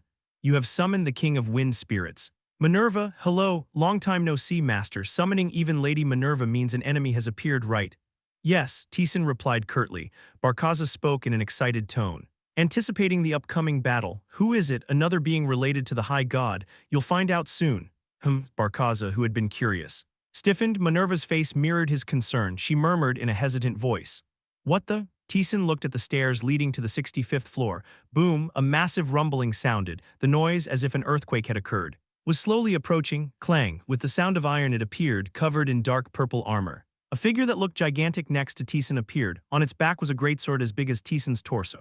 What could be felt was overwhelming heaviness. Its mere presence silenced everyone around it, and strength. Taesan had seen a being with such strength before, the king of fire spirits, and Ambracia, the guides of sin, its upper echelon. The ghost spoke. Is it you first? Appropriate. The knight said nothing. It simply raised its greatsword and pointed it at Taesan. The iron wall that protects the world. Shaman has appeared. Chapter 293, The Impenetrable Wall Protecting the World. Shaman, Part 1. Clank, the knight moved. Carrying a greatsword, a chilling murderous intent filled the air. Are we going to fight right away? Let's talk first. I have nothing to say to you, hero. His attitude was blunt. He outright refused to engage in conversation. But the ghost seemed amused. Is this bastard angry? Shaman halted at the ghost's words. I get it, you're honestly pissed off, aren't you? Why, out of all the people do you have to face this guy? You think you're so weak that you have to deal with him yourself. Shut up. Irritation seeped into Shaman's voice thinking about it. It made sense. Shaman was a deep-level adventurer. He had pride in himself for reaching the deep levels. But now, he had to come up from the depths to face an adventurer on the 64th floor, leaving behind the other members of the leadership to come himself. Shaman, who had pride in his power, was angry, but standing before Taesan. Shaman's emotions slowly calmed. He pointed his sword at Taesan and spoke indifferently. I'm annoyed, but that's not the point, to be honest. He was angry at first when the demon god sent only him up. The opponent was the demon god. She wanted to see a life-risking battle, not a one-sided slaughter. In other words, it meant that Taesan was chosen because he could somehow win. And the demon god thought Shaman was the weakest of the leadership. I am an adventurer who has treaded the deep levels. A burst of power. Countless skill windows appeared and disappeared around Shaman, with calm eyes. Shaman looked at Taesan. I know you defeated the spear and shield, but those two did not reach the deep levels on their own. Let me show you the power of the deep levels here. Thus, by killing Taesan, he would prove his strength once again. Shaman's determination spread intensely. The opponent is an impossible enemy. We'll see, Taesan responded in kind. He activated numerous buff skills, then pointed at his opponent with his finger. You activated forced descent. Shaman let out a low groan after briefly observing himself. He took his stance. You have quite the variety of skills. You activated Apostle Transformation, Darkness and Chaos. You activated King's Vessel. Taesan's aura expanded and intensified. Come our enemy, Shaman raised his sword. Let's see which of us is stronger. With those calm words, Taesan stomped his foot. As Taesan charged, Shaman swung his wrist. The greatsword spun, though it was a light attack, barely a flick of the wrist. The power contained in the greatsword was immense. A blow meant to crush Taesan enveloped him. Clang, swords clashed. The massive impact hit the walls. Feeling the weight through the sword, Taesan chuckled. Strong. At this moment, his stats were not much different from Lee Tion's. It meant he was equal to an adventurer who cleared the labyrinth, even if it was through various tricks. However, Shaman seemed to have no problem handling Taesan. It wasn't just a matter of stats. It was the deep-level equipment and the power of auxiliary skills that clashed with the sword. Shaman's eyes darkened as he felt the power. The stat difference between an adventurer who reached the deep levels and one who hadn't was immense. When swords clashed, one would be driven into the ground and unable to keep up with the speed. But Taesan was overwhelming him with both strength and speed. He had a skill that increased his stats by a certain percentage when his opponent's stats were superior to his own. Yet, he was still being pushed back by Taesan. Indeed, I cannot be careless. In a quiet voice, Shaman flicked his wrist. The greatsword shredded everything in its path. Pressing on Taesan, Kagagagak, Taesan roughly swung both hands. He deflected, parried, and dodged the attacks. A monster. Fighting is what I desire. But this level of opponent is unexpected. Minerva clicked her tongue. Barkaza grumbled and unleashed his power. Light rose with a clap, and Minerva's gesture summoned a storm. Shaman, who was pressuring Taesan, glanced over. The king of wind spirits. Minerva was the spirit king. Even an adventurer from the deep levels couldn't ignore her power, but Shaman responded lightly, by slightly adjusting the trajectory of his sword. He split Minerva and Barkaza's powers. What? Minerva's eyes shook as she saw her power split so effortlessly. Kagagak, without paying attention to Minerva, Shaman continued to press Taesan. Ha ha ha ha. Anger filled Minerva's face. Having been completely ignored. Then try to block this, Barkaza, as the king commands. Barkaza was a support-type spirit. He clapped his hands. Minerva drew upon her power. Wind intensified with light, creating a storm that tore through the labyrinth. Shaman retreated slightly to avoid the storm. The wild winds rushed towards him. Taesan couldn't underestimate this force either. If that power hit him, he would struggle to defend, but Shaman raised his sword. He charged at the raging storm and struck down with his sword. With a roar, the storm disappeared. Huh, a newly born spirit king. Huh, Shaman shook off the shock from his sword and spoke. I have fought countless battles with spirit kings like you. The leadership was stuck in the deep levels for an unimaginably long time. They had made every effort to break through the deep levels. One of those efforts included sparring with each other. They fought each other, analyzing their strengths and honing their abilities. To Shaman, Minerva seemed extremely clumsy. With power at that level, he could crush anything no matter how strong it was. Boom, Shaman stomped his foot in an instant. He reached Taesan and swung his sword down. Taesan clicked his tongue and responded. Clang, sparks flew. The fierce pressure made Taesan frown. Strong, despite having superior stats. The fight was even. This was purely because Shaman had the upper hand in experience. Taesan had also been through many battles, but Shaman, as he said, had trained with the leadership for an immeasurable amount of time. In terms of pure experience, Taesan couldn't catch up. Minerva and Barkaza tried their best to support him, but it was of no help. After realizing he was of no help, Barkaza made a decision. After all, he was a spirit. There was no death for him, and even if he fell here, he would only be resummoned. Barkaza charged at Shaman. Shaman's face wavered slightly, perhaps not expecting Barkaza to attack physically. Though weak, he was still a high-level spirit. He couldn't be completely ignored. Barkaza approached Shaman and clapped his hands. Light violently shook. It crushed everything around it, targeting Shaman, and Shaman responded to all those attacks. He spun his greatsword, blocking the light and piercing Barkaza's body. Arg! Barkaza endured the shock and exploded with light, as his body was banished. The world flickered for a moment. The overwhelming light made Shaman close his eyes. It was a small gap, but a definite gap. You activated acceleration. Taesan rushed quickly. He aimed his sword at Shaman's waist. Clang! Shaman's guardian activated. Shaman's fortitude activated. Shaman's immortal shield activated. Shaman's unyielding armor activated. Shaman took 0 damage. Whoosh! Shaman brought his sword down as if he had been waiting. You activated random blink. Taesan's body moved backward. Shaman clicked his tongue. Too bad. Shaman had intended to allow the attack. Confirm that he took no damage, and then exploit the gap when his opponent was shocked. But due to Barkaza's sacrifice and Taesan's quick response, he had only gained information without any real result. Shaman calmly adjusted his stance. Do you use magic too? I heard you can use black magic as well. You use various powers. Taesan stared blankly at Shaman. His current attack power was around 4,000, even without skills like addition or other attack boosting skills. Attacking the gap would have yielded 5,000 to 6,000 damage, yet the damage was 0. In other words, the opponent's defense was higher than Lee Tion's. Even with several defense-piercing skills, if no damage was dealt, it meant the opponent also had skills that reduced damage to absolute 0. You're quite something. I am a guide of sin, among them the adventurer with absolute defense. Die. Our enemy, boom, Shaman charged. It was a charge without any consideration for defense, unlike before, knowing he wouldn't take any damage. He moved without any restraint. Boom, Taesan focused on defense. Minerva tried to help by summoning a storm, but even that was blocked. Shaman's spirit negation activated. Shaman took 0 damage. What is this? Minerva laughed dryly. The damage was not landing at all while blocking Shaman's attack. Taesan observed him. Shaman's eyes were calm.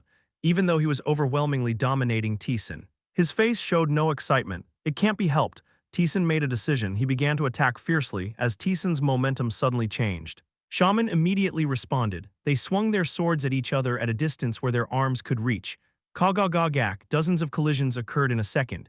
In the midst of the fierce clashes, Taesan suddenly twisted his body and lunged at Shaman's sword. Your first attack nullification activated. Shaman's body was pushed back. Taesan stomped his foot. The air burst. Taesan drew his swords with both hands. Shaman immediately responded. He swung his sword down to push Taesan away. You activated flow. Shaman's sword trajectory twisted. His stance crumbled for the first time. His eyes wavered. Taesan didn't miss that gap. You activated conversion. You activated addition. You activated blade of will. He put all his strength into one sword, Shaman could tell, with the power contained in Taesan's sword. It could break through his defense. Shaman smirked and activated a skill. Shaman activated the Blessed One, King. A golden curtain surrounded Shaman, a very solid, absolute curtain that even someone at the brink of mortality couldn't easily penetrate. Shaman activated Reconstitution, and Shaman's stance changed, as if time had reversed. The twisted trajectory turned into a perfect counterstance. Attack nullification. It's unique and hard to deal with, but if you know about it, it's not a problem, Shaman muttered. Taesan had fought Ambrosia before. The presence of attack nullification had been revealed to them, a trump card that nullifies attacks and rewinds time.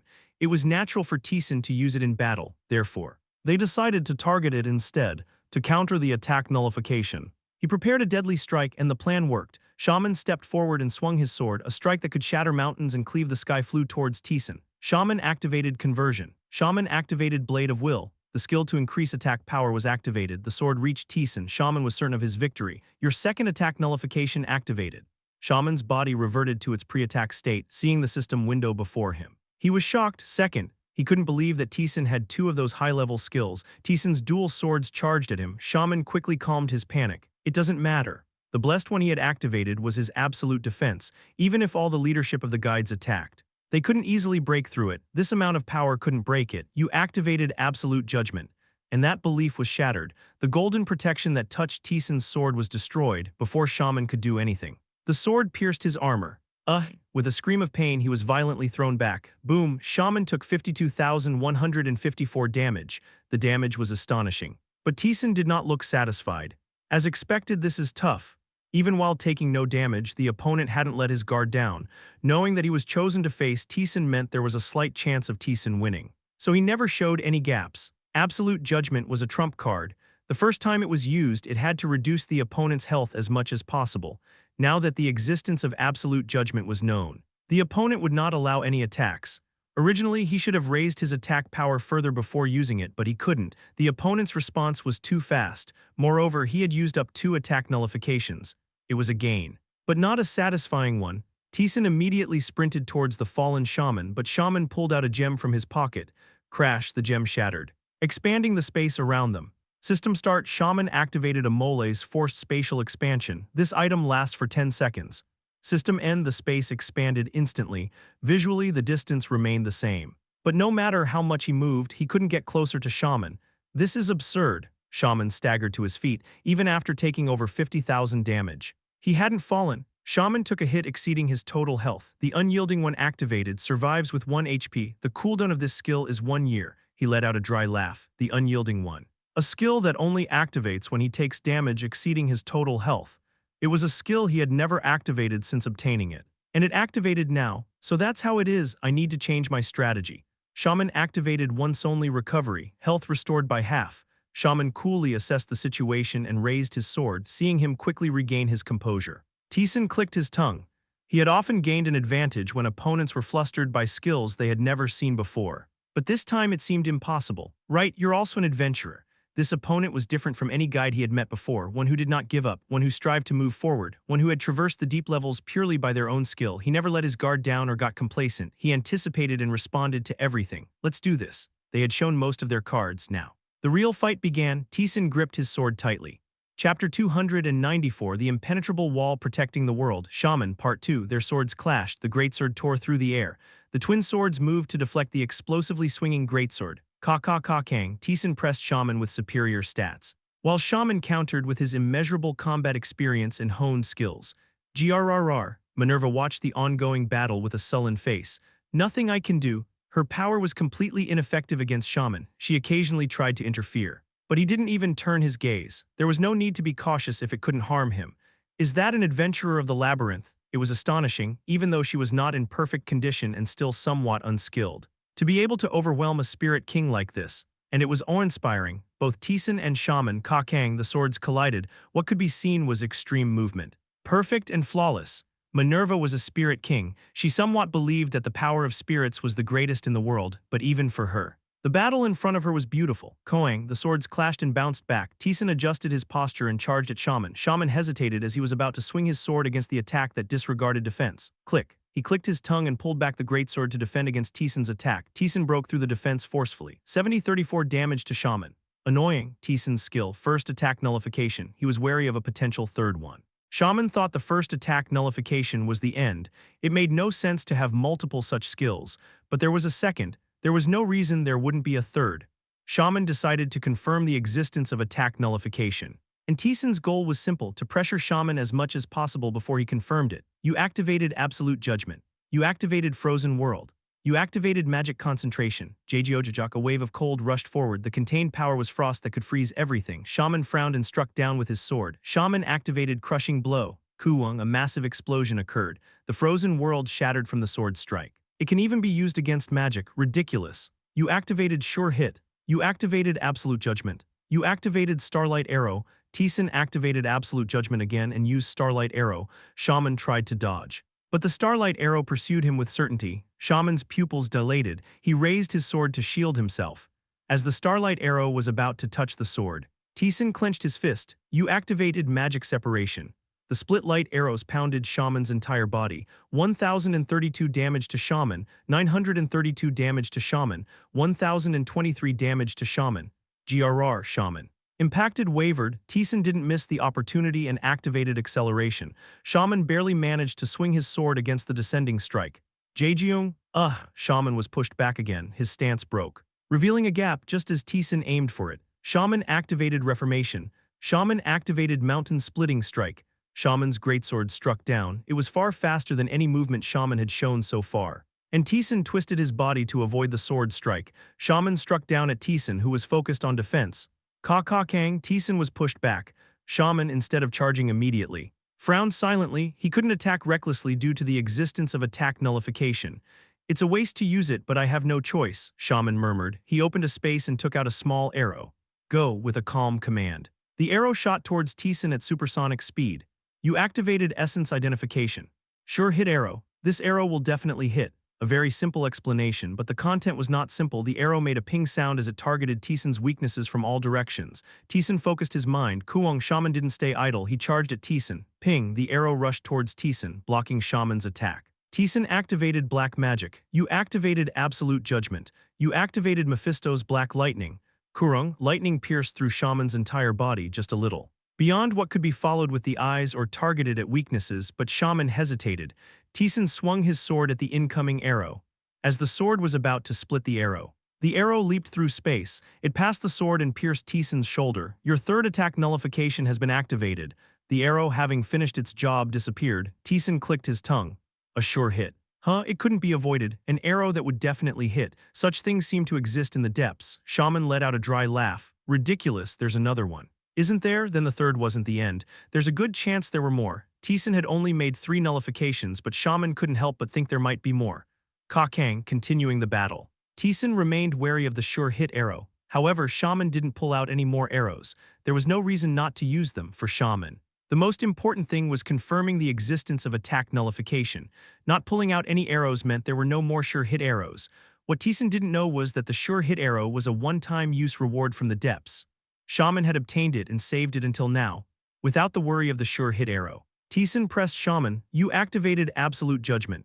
Kang, their swords clashed. Every single strike used Absolute Judgment. The mana consumption was only 10, making it easy to use continuously. Kirak, the sword twisted, scraping against the greatsword and altering its trajectory. Shaman allowed a hit. 69-43 damage to Shaman. Shaman activated Mountain Splitting Strike. The greatsword struck down. Taesan raised his sword to block it. Kang, the fierce force pressed Taesan down, his knees slightly bent under the pressure. That's tricky. Shaman swung the greatsword with incredible power. It seemed to be a skill attached to his depth-spaced equipment. Similar to the skills used by the Spirit King's shield, the cooldown was short, allowing continuous use, which prevented Taesan from gaining much advantage. Shaman was astonished. No one in the guide's leadership could easily break through his defense, though he had never won against them either. He had never lost a battle, his defense was literally absolute. As he descended the labyrinth, normal monsters couldn't deal any damage to him, bosses were no different. He only took damage when accepting divine trials. He was confident in himself. He focused everything on defense, acquiring and mastering defensive skills. But all that meant nothing now, ridiculous, truly. Everything he had built was being broken by a single skill. It was laughable, all his current equipment except the sword. Focused on health and defense, this gave him significantly more health than other guides. Even so, he almost died in one strike if it weren't for the skill unyielding. He would have truly fallen an opponent where defense was useless. He had to abandon his best card to fight, but he was an adventurer who had reached the depths. He calmly assessed his chances. My skill proficiency is superior, and it wasn't the worst situation. He still had cards to play. Shaman activated Infinite Regenerative Wind. Shaman activated Whisper of the Green Vegetation. Shaman activated Conversion of Protection and Regeneration. Their swords clashed. Unlike before, when Shaman fought defensively, wary of attack nullification, he now charged at Taesan aggressively. Shaman activated Mountain Splitting Strike. Taesan responded by swinging his sword and activating Ability Sword. You activated Flow. Flow deflected the opponent's attack when it touched the sword, but the force shattered it. Taesan quickly twisted his body. Kuong the greatsword struck the ground. Shaman showed a gap but quickly regained his stance. Shaman activated Reformation. That's annoying too. He regained his stance in any condition. Mountain Splitting Strike revealed Shaman's own gaps due to its power and speed. Reformation removed that weakness, but it didn't matter. It wasn't impenetrable. Taesan closed in. You activated Strong Blow. Kang, the swords clashed. The effect of Strong Blow pushed Shaman back, off balance. He allowed an attack, 83-43 damage to Shaman.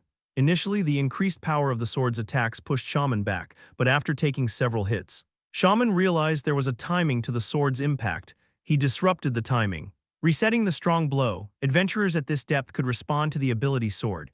Taesan confirmed this. Jjiojak, a close-quarters battle ensued. Shaman moved his greatsword with a twist of the wrist. The sword wavered. The greatsword moved with mystical precision, as if it had no weight. The ultimate mastery of swordsmanship. Only those who perfectly controlled their swordsmanship could display such wonder. Pook, Taesan's and Shaman's swords pierced each other's shoulders. 75-43 damage to Shaman. 20-43 damage to you. Both took damage after more than 10 exchanges. Shaman finally managed to deal damage, baring his teeth.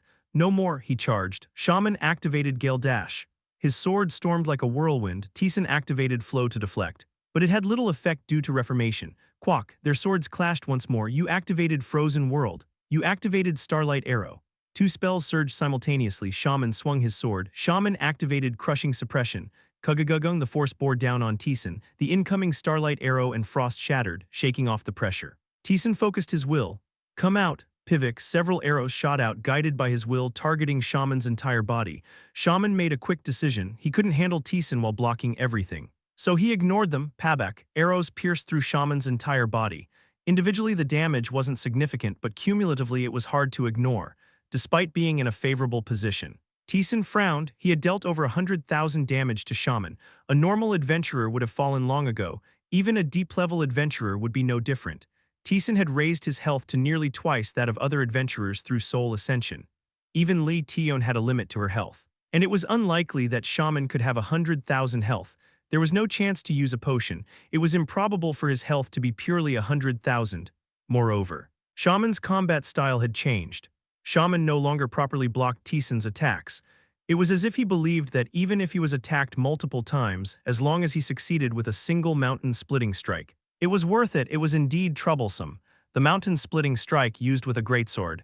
Not easy for Taesan to counter. A health recovery skill, recovering health proportionate to the damage taken, or a skill that recovered health as the battle progressed. There were several plausible scenarios. Shaman had activated various skills when he first faced Taesan, and some of those seemed to be recovery skills. Shaman activated Crisis Regeneration. Shaman activated Forced Damage Conversion. Shaman activated Distorted Regeneration's Blessing. While the exact effects were unknown, they were likely recovery skills. He probably also had passive skills. It was highly likely he had over 10 health regeneration skills, and the skill activated during the battle.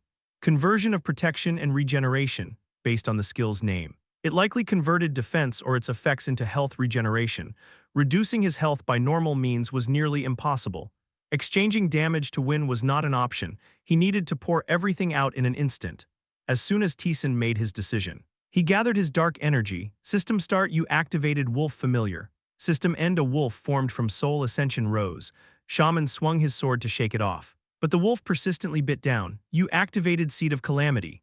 A fire demon containing calamity erupted. Shaman pushed the wolf away and swung his sword in proper form. The fire demon was split with the time bought. Taesan drew out his power through the open path. You activated Naberius's golden sword. Minerva, got it, at least this much for the end. Minerva gathered her strength with the wind. The wind condensed and formed into a single sphere, a sphere of wind that contained all her remaining strength. Shaman prepared to respond, wondering if he could withstand even this. As a spirit king, I can't just leave. With a smirk, Minerva disappeared. Taesan dashed at Shaman. Shaman's pupils dilated for a moment, instinctively. He swung his sword behind him. The greatsword pierced Minerva's chest, but she didn't disappear. Smiling through the pain, she said, "Impressive, but the victor is my master." She swung the wind in her hand at Shaman. A gale surrounded Shaman. The wind enveloping Shaman threw him away. It shattered everything it touched and blew him away with the Spirit King's remaining power. Shaman couldn't withstand it and was flung towards Taesan. Taesan swung the golden sword at Shaman, flying towards him. 24,103 damage to Shaman. The damage was relatively low due to the cooldown of Spirit Strike enhancement and conversion. But it was enough. Shaman's body shook from the impact. GRR, Shaman activated Reformation. Gritting his teeth, Shaman activated Reformation, returning to a combat stance. He attempted to counter Taesan. Pong, but the wind surrounding Shaman exploded again, caught off guard by the second explosion.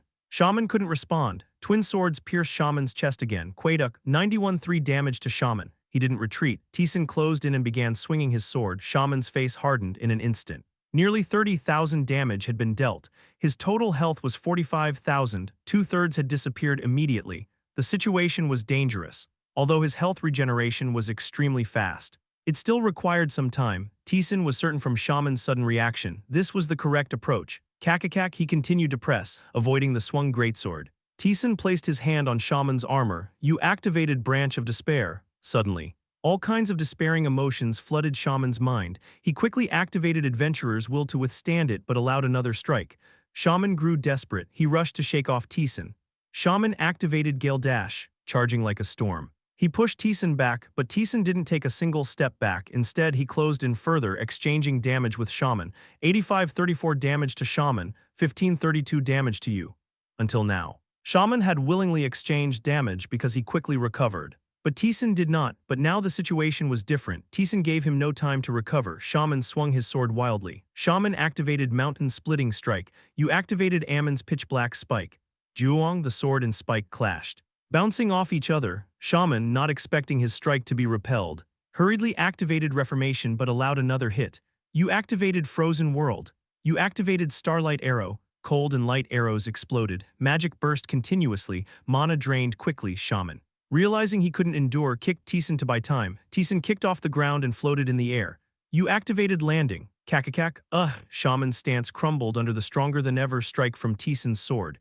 Landing. Taesan slashed upwards at Shaman. Quaiduk, you activated Leap. Shaman's body was lifted into the air. Taesan activated Dark Energy, Marbaz's Pitch Black Wave. The black wave engulfed the surroundings. Shaman's vision was blocked. But it didn't matter at this level. He could sense his opponent's position and actions even with his eyes closed. You activated Stealth, but all traces of Taesan vanished. Shaman quickly realized he couldn't detect his opponent's location. Still, he was a deep-level adventurer. He had arrived here by overcoming all hardships and trials. He closed his eyes and swung his sword instinctively. The sword cut through empty air. Quachik. Taesan's sword pierced through Shaman's back and emerged from his chest. Chapter 295, The Impenetrable Wall Protecting the World. Shaman, Part 3. Shaman coughed up blood. Taesan twisted the sword and stepped on him. Shaman crashed to the ground. GRRR, he didn't give up. Desperately, he swung his sword and activated his skill. But the battle was already heavily tilted. Taesan crushed Shaman's struggles with sheer force. Subduing him, clang, the fiercely swung sword knocked away the greatsword. It shattered the armor and crushed the helmet. Crack, as if it were the last move. The sword pierced through his chest once more. Shaman has received fatal damage. The created immortality is activated. He is immune to all damage for 10 seconds. But will die afterward. Shaman exhaled. Monstrous bastard. His eyes hold shock and disbelief as he looks at Taesan. It's truly absurd. Someone who hasn't even reached the depths has defeated me. He laughed. Ridiculous. He was the impenetrable guardian of the world, in the outside world. No one could break through his defense, and he alone could face entire armies. That didn't change even after entering the labyrinth. Adventurers who first settled in the labyrinth were in awe of his defense, after being recognized by them and becoming their comrade. No one could easily penetrate him. He thought he had a bright future ahead.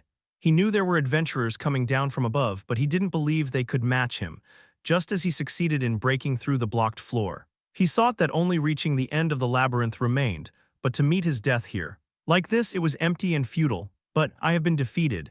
A defeated person must accept their loss gracefully. He suppressed his emotions and spoke, "Congratulations, it is your victory, our enemy," with those words. Shaman's body collapsed, an adventurer of the depths.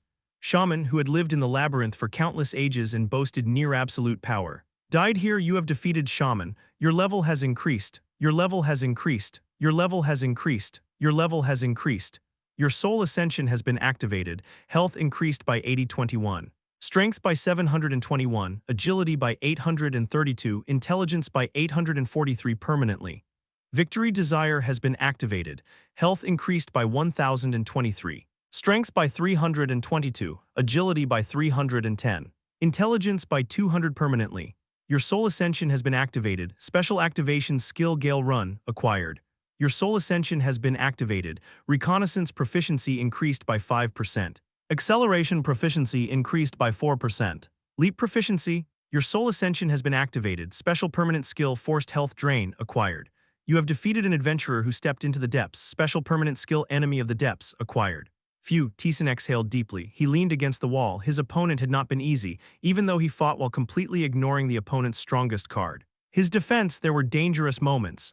The skills of the greatsword were threatening in themselves, and the continuously regenerating health made it feel like he was facing a monster rather than a fellow adventurer. But he had won. He overcame it and was now here. You have come this far. The ghost was also impressed. He knew that with Taesan's strength, he could sufficiently defeat Shaman. Even if the opponent had stepped into the depths, the matchup itself was overwhelmingly in Taesan's favor, so the possibility was sufficient.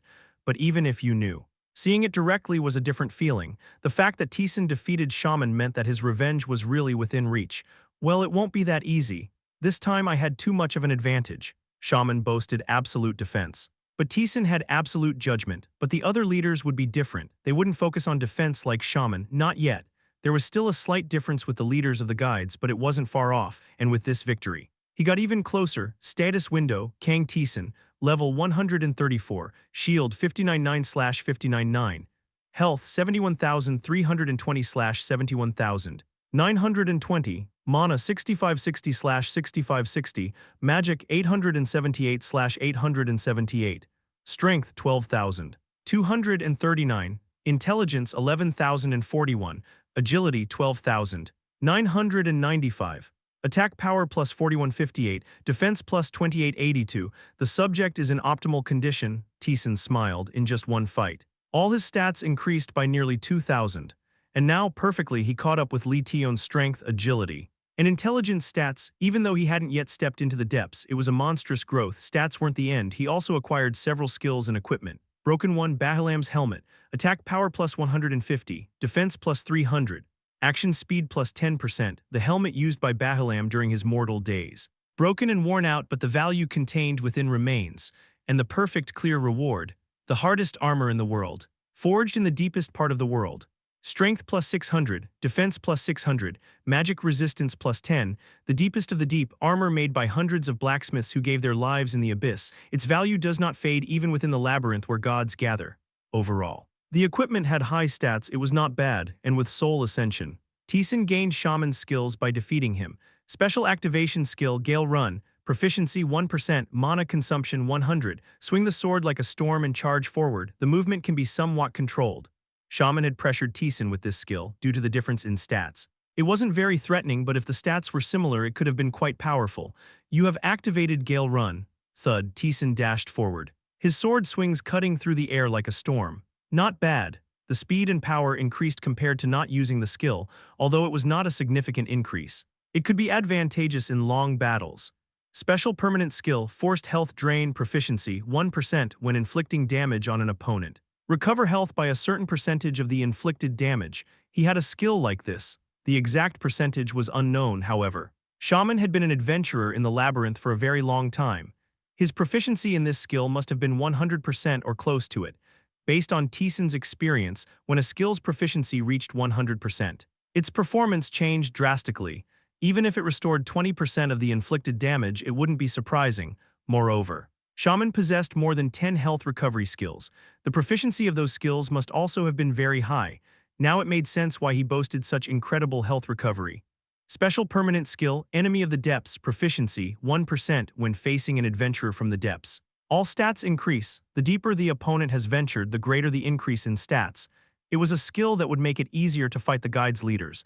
Additionally, the proficiency of many other skills increased. Altogether, the increase in proficiency amounted to several dozen percent. Indeed, the higher-ups, adventurers of the depths, since they were powerful figures who had settled in the depths for hundreds, maybe even thousands of years. Defeating them would bring substantial rewards. Phew, Taesan caught his breath. He had won. Now it was time to descend further into the labyrinth. Quest for the 65th floor starts. Uncover and break through the secrets of the witch's domain on the 65th floor. Reward Green Witch's Staff. Secret reward. The 65th floor was filled with green plants covering the walls and floor. The appearing monsters were plant-based. They swung their stems. Trying to grasp Taesan, Taesan subdued the monsters. With much higher stats than before, he could defeat them without much effort. As he broke through the floor, Taesan thought the leaders of the guides, how to deal with them and where their strength came from. After facing one of them, he now had a better sense of it. It wasn't the stats.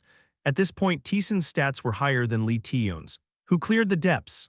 Of course, Lee Taeyeon was a peculiar case who missed out on many things and cleared the labyrinth using only shortcuts, but even so, if she cleared the labyrinth, her stats should be higher than those of the guides in the 70th floor range. In fact, Taesan overwhelmed Shaman in stats, and he had overwhelming skills that Shaman did not possess. But he didn't overwhelm Shaman, of course. He didn't use Last Chance or Endurance, nor did he use the Power of Grey, so he had some leeway. But it wasn't an easy victory. Equipment. The only piece of equipment Shaman used meaningfully in their battle was the greatsword. The skill of the greatsword was a blow that could split mountains. Even Taesan, with his superior stats, had difficulty blocking it. The superiority in stats could be offset by equipment, and there was one more thing: skill proficiency. It was an obvious realization in hindsight. The Guides of Sin had been residing in the depths for a long time, long before the ghost entered the labyrinth. Had they remained idle during that time? Certainly not. They would have honed their skills by crossing swords and fighting each other. In the process, they would have acquired numerous skills, and their proficiency in those skills would naturally increase. It's obvious. Taesan had overlooked it, because the only solo mode clear he had personally fought was Lee Taeyeon, who didn't match that pattern. Her combat skills weren't particularly remarkable. Most of her combat skills were basic, so even with high proficiency, they weren't extraordinary. And Lee Taeyeon, who always sought non-combat solutions, had many special skills related to avoiding combat and few that aided in combat. Even Taesan, who had high proficiency for his level, could see that the Guides of Sin had perfected nearly all their skills just by looking at Shaman. It was evident he possessed more than 10 health recovery skills. Each of them was a skill obtained after spending an immeasurable amount of time in the labyrinth. Their effects were of a different magnitude compared to basic skills like Holy Light or Strong Blow. Thanks to these skills, Shaman didn't fall even after taking tens of thousands of damage. Instead, he pressured Taesan. Could Taesan achieve such near-infinite recovery even if he possessed those skills? The answer was no. The change in skill performance with proficiency increase is significant, and the proficiency gap becomes more pronounced as it rises. At 1% proficiency, Force Duel lasted 10 seconds, but at 100%, it lasted 1 minute. There was such a significant difference. The leaders of the Guides he would meet in the future would be no different from Shaman. No. They would be even stronger. Shaman fought without his core defense skills. He needed to prepare for that. Taesan gripped his sword and broke through the floor. Shaman's defeat and Taesan's victory. The news reached the higher-ups as well. They gathered once more.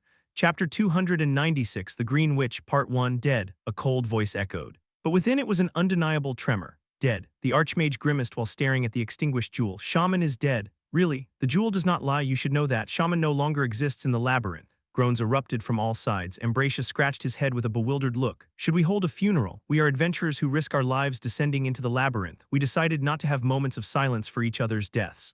Yes. But that's when we die while descending the labyrinth. But this... Ambracia couldn't continue his sentence. The King of Fire Spirits closed his eyes. The Lion King's eyebrows twitched. I don't understand how. His voice was tinged with confusion. No. It's one thing for Shaman to be defeated, but it hasn't even been a day since Shaman descended.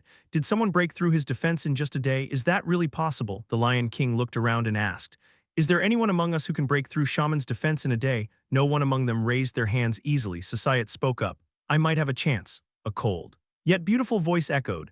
And Lion King, you also have a chance. Both of us are focused on offense. The Archmage might be able to have fully prepared. Isn't it also possible for the King of Spirits? I can't. Shaman's defenses are specialized against spirits.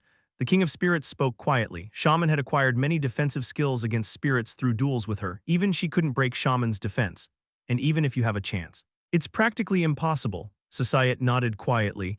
If Shaman didn't respond and purely endured their attacks, it might be different. But the moment Shaman responded seriously, he could hold out for days, a guide of sin, one who boasted absolute defense. The weight of that title was not light, but now Taesan had defeated Shaman in less than a day. This is troubling, a voice mixed with groans echoed. Very troubling. They hadn't thought Shaman would lose. Unlike other guides before, Shaman was their comrade with whom they had sparred thousands, tens of thousands of times and tackled the depths together. Having watched Shaman's strength closely for a long time, it was hard to believe he'd be defeated by an adventurer who hadn't even reached the depths. Ambracia scratched his head. Let's regain our composure. It's already happened. Hasn't it? Yes, we should. Their eyes quickly regained composure in the labyrinth. Unimaginable things could happen. Rapidly regaining composure in unexpected situations was a virtue anyone who reached the depths should possess. We pay our respects to Shaman. I won't stop anyone who wants to personally mourn, especially you. King of Fire Spirits, you were fairly close to Shaman, weren't you? The King of Fire Spirits nodded. Her eyes were darkened. They had spent an immeasurable amount of time here, even if they weren't close enough to risk their lives for each other. They had formed bonds to some degree. Then let's start the investigation. They still lacked information about Taesan. The demon god had blocked information acquisition to ensure a fair fight, but now they could guess Shaman. Not another guide had been defeated. That itself was information, even though none of us could defeat Shaman. He was chosen. The demon god did not like fights with no chance of winning. She wanted to see bloodshed between those who were somewhat equal. In other words, only Shaman among them was a suitable opponent that Taesan could defeat. Does he have a defense-penetrating skill? But simple defense penetration wouldn't be enough. Shaman has skills to counter even defense penetration. Besides, Shaman was equipped with multiple defensive gears. No matter how high the penetration rate, could an adventurer who hasn't reached the depths break through in just a day? The Silent Society asked the Archmage. Is it possible with magic? It's possible. Magic is a great power, but it requires a lengthy preparation process.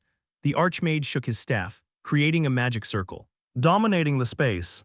Preparing for the magic's manifestation, it takes at least a few days of preparation. He should have met him immediately after clearing the 64th floor, then it's impossible. Shaman also had recovery skills, so he might also have skills to reduce recovery. Ambracia, didn't you say he had a skill that nullified attacks when you fought him? Tell us more about it. They started to discuss. They began to uncover information about Taesan. They must be talking loudly about it now. About what? The leaders. Aha, the ghost realized. He chuckled. Of course, Taesan had defeated Shaman, the guide with absolute defense, even if the demon god blocked information. That itself was information. They would be discussing how Taesan broke through Shaman's defense and how he won, and in that process they would guess that Taesan could break through their defenses. It doesn't matter, anyway, if Taesan fought the higher-ups. They would know eventually. He had anticipated this. What mattered was that Taesan would become stronger faster and more certainly than they expected. Taesan conquered the 65th floor. He quickly cleared the monsters and reached the boss room. A part of the vines covering the world has appeared. The boss room was entirely covered in vines. The vines thrashed wildly, trying to engulf Taesan. Taesan opened his mouth. Burn. Flames started at the tips of the vines and began to burn them entirely, ignoring the throbbing pain. He cast magic. Light and cold swirled around. Rumble. You have defeated a part of the vines covering the world. You have obtained the Green Witch's Staff. Green Witch's Staff. Magic plus 160. Mana plus 1,000. 500. Intelligence plus 1,000. The staff used by the Green Witch who ruled the northern forest of the world during her mortal days. Greatly enhances power when handling the witch's magic. Witch's magic, it was a term he had never seen before, to him. Magic only meant the magic of the god of magic. The ghost spoke, considering it mentions her mortal days. She must be a being that has transcended mortality. There are quite a few beings who have created their own magic after transcending mortality. However, is it inferior compared to the magic of the god of magic? Most likely. Yes, the god of magic is the god of magic itself. Still, the magic of a great being holds significant value. But this is the labyrinth. Its relative value is diminished. The clear conditions were met. The path to the 66th floor was open, however. The secret reward was not obtained. The reward that could be gained by identifying the hidden elements of the floor, something he had never missed before. He failed to find this time. There was no secret room visible. Taesan frowned as he broke through the floor. He meticulously examined the labyrinth, but the secret room was nowhere to be found. He thought there might not be a secret room on this floor. But that didn't seem to be the case. I need to find it. What are you doing? Searching for secrets. Taesan wandered around the cleared 65th floor. At first, the ghost remained silent, but after an hour, 2 hours, 3 hours, and eventually a whole day passed. It had to speak. I understand your intention. It's a shame to miss the secret reward when you've been collecting everything so far. The secret reward was obtained when the entire floor was cleared. The secret reward was superior to the simple floor clear reward. Moreover, perfecting the floor's exploration and clearing the labyrinth awarded a title.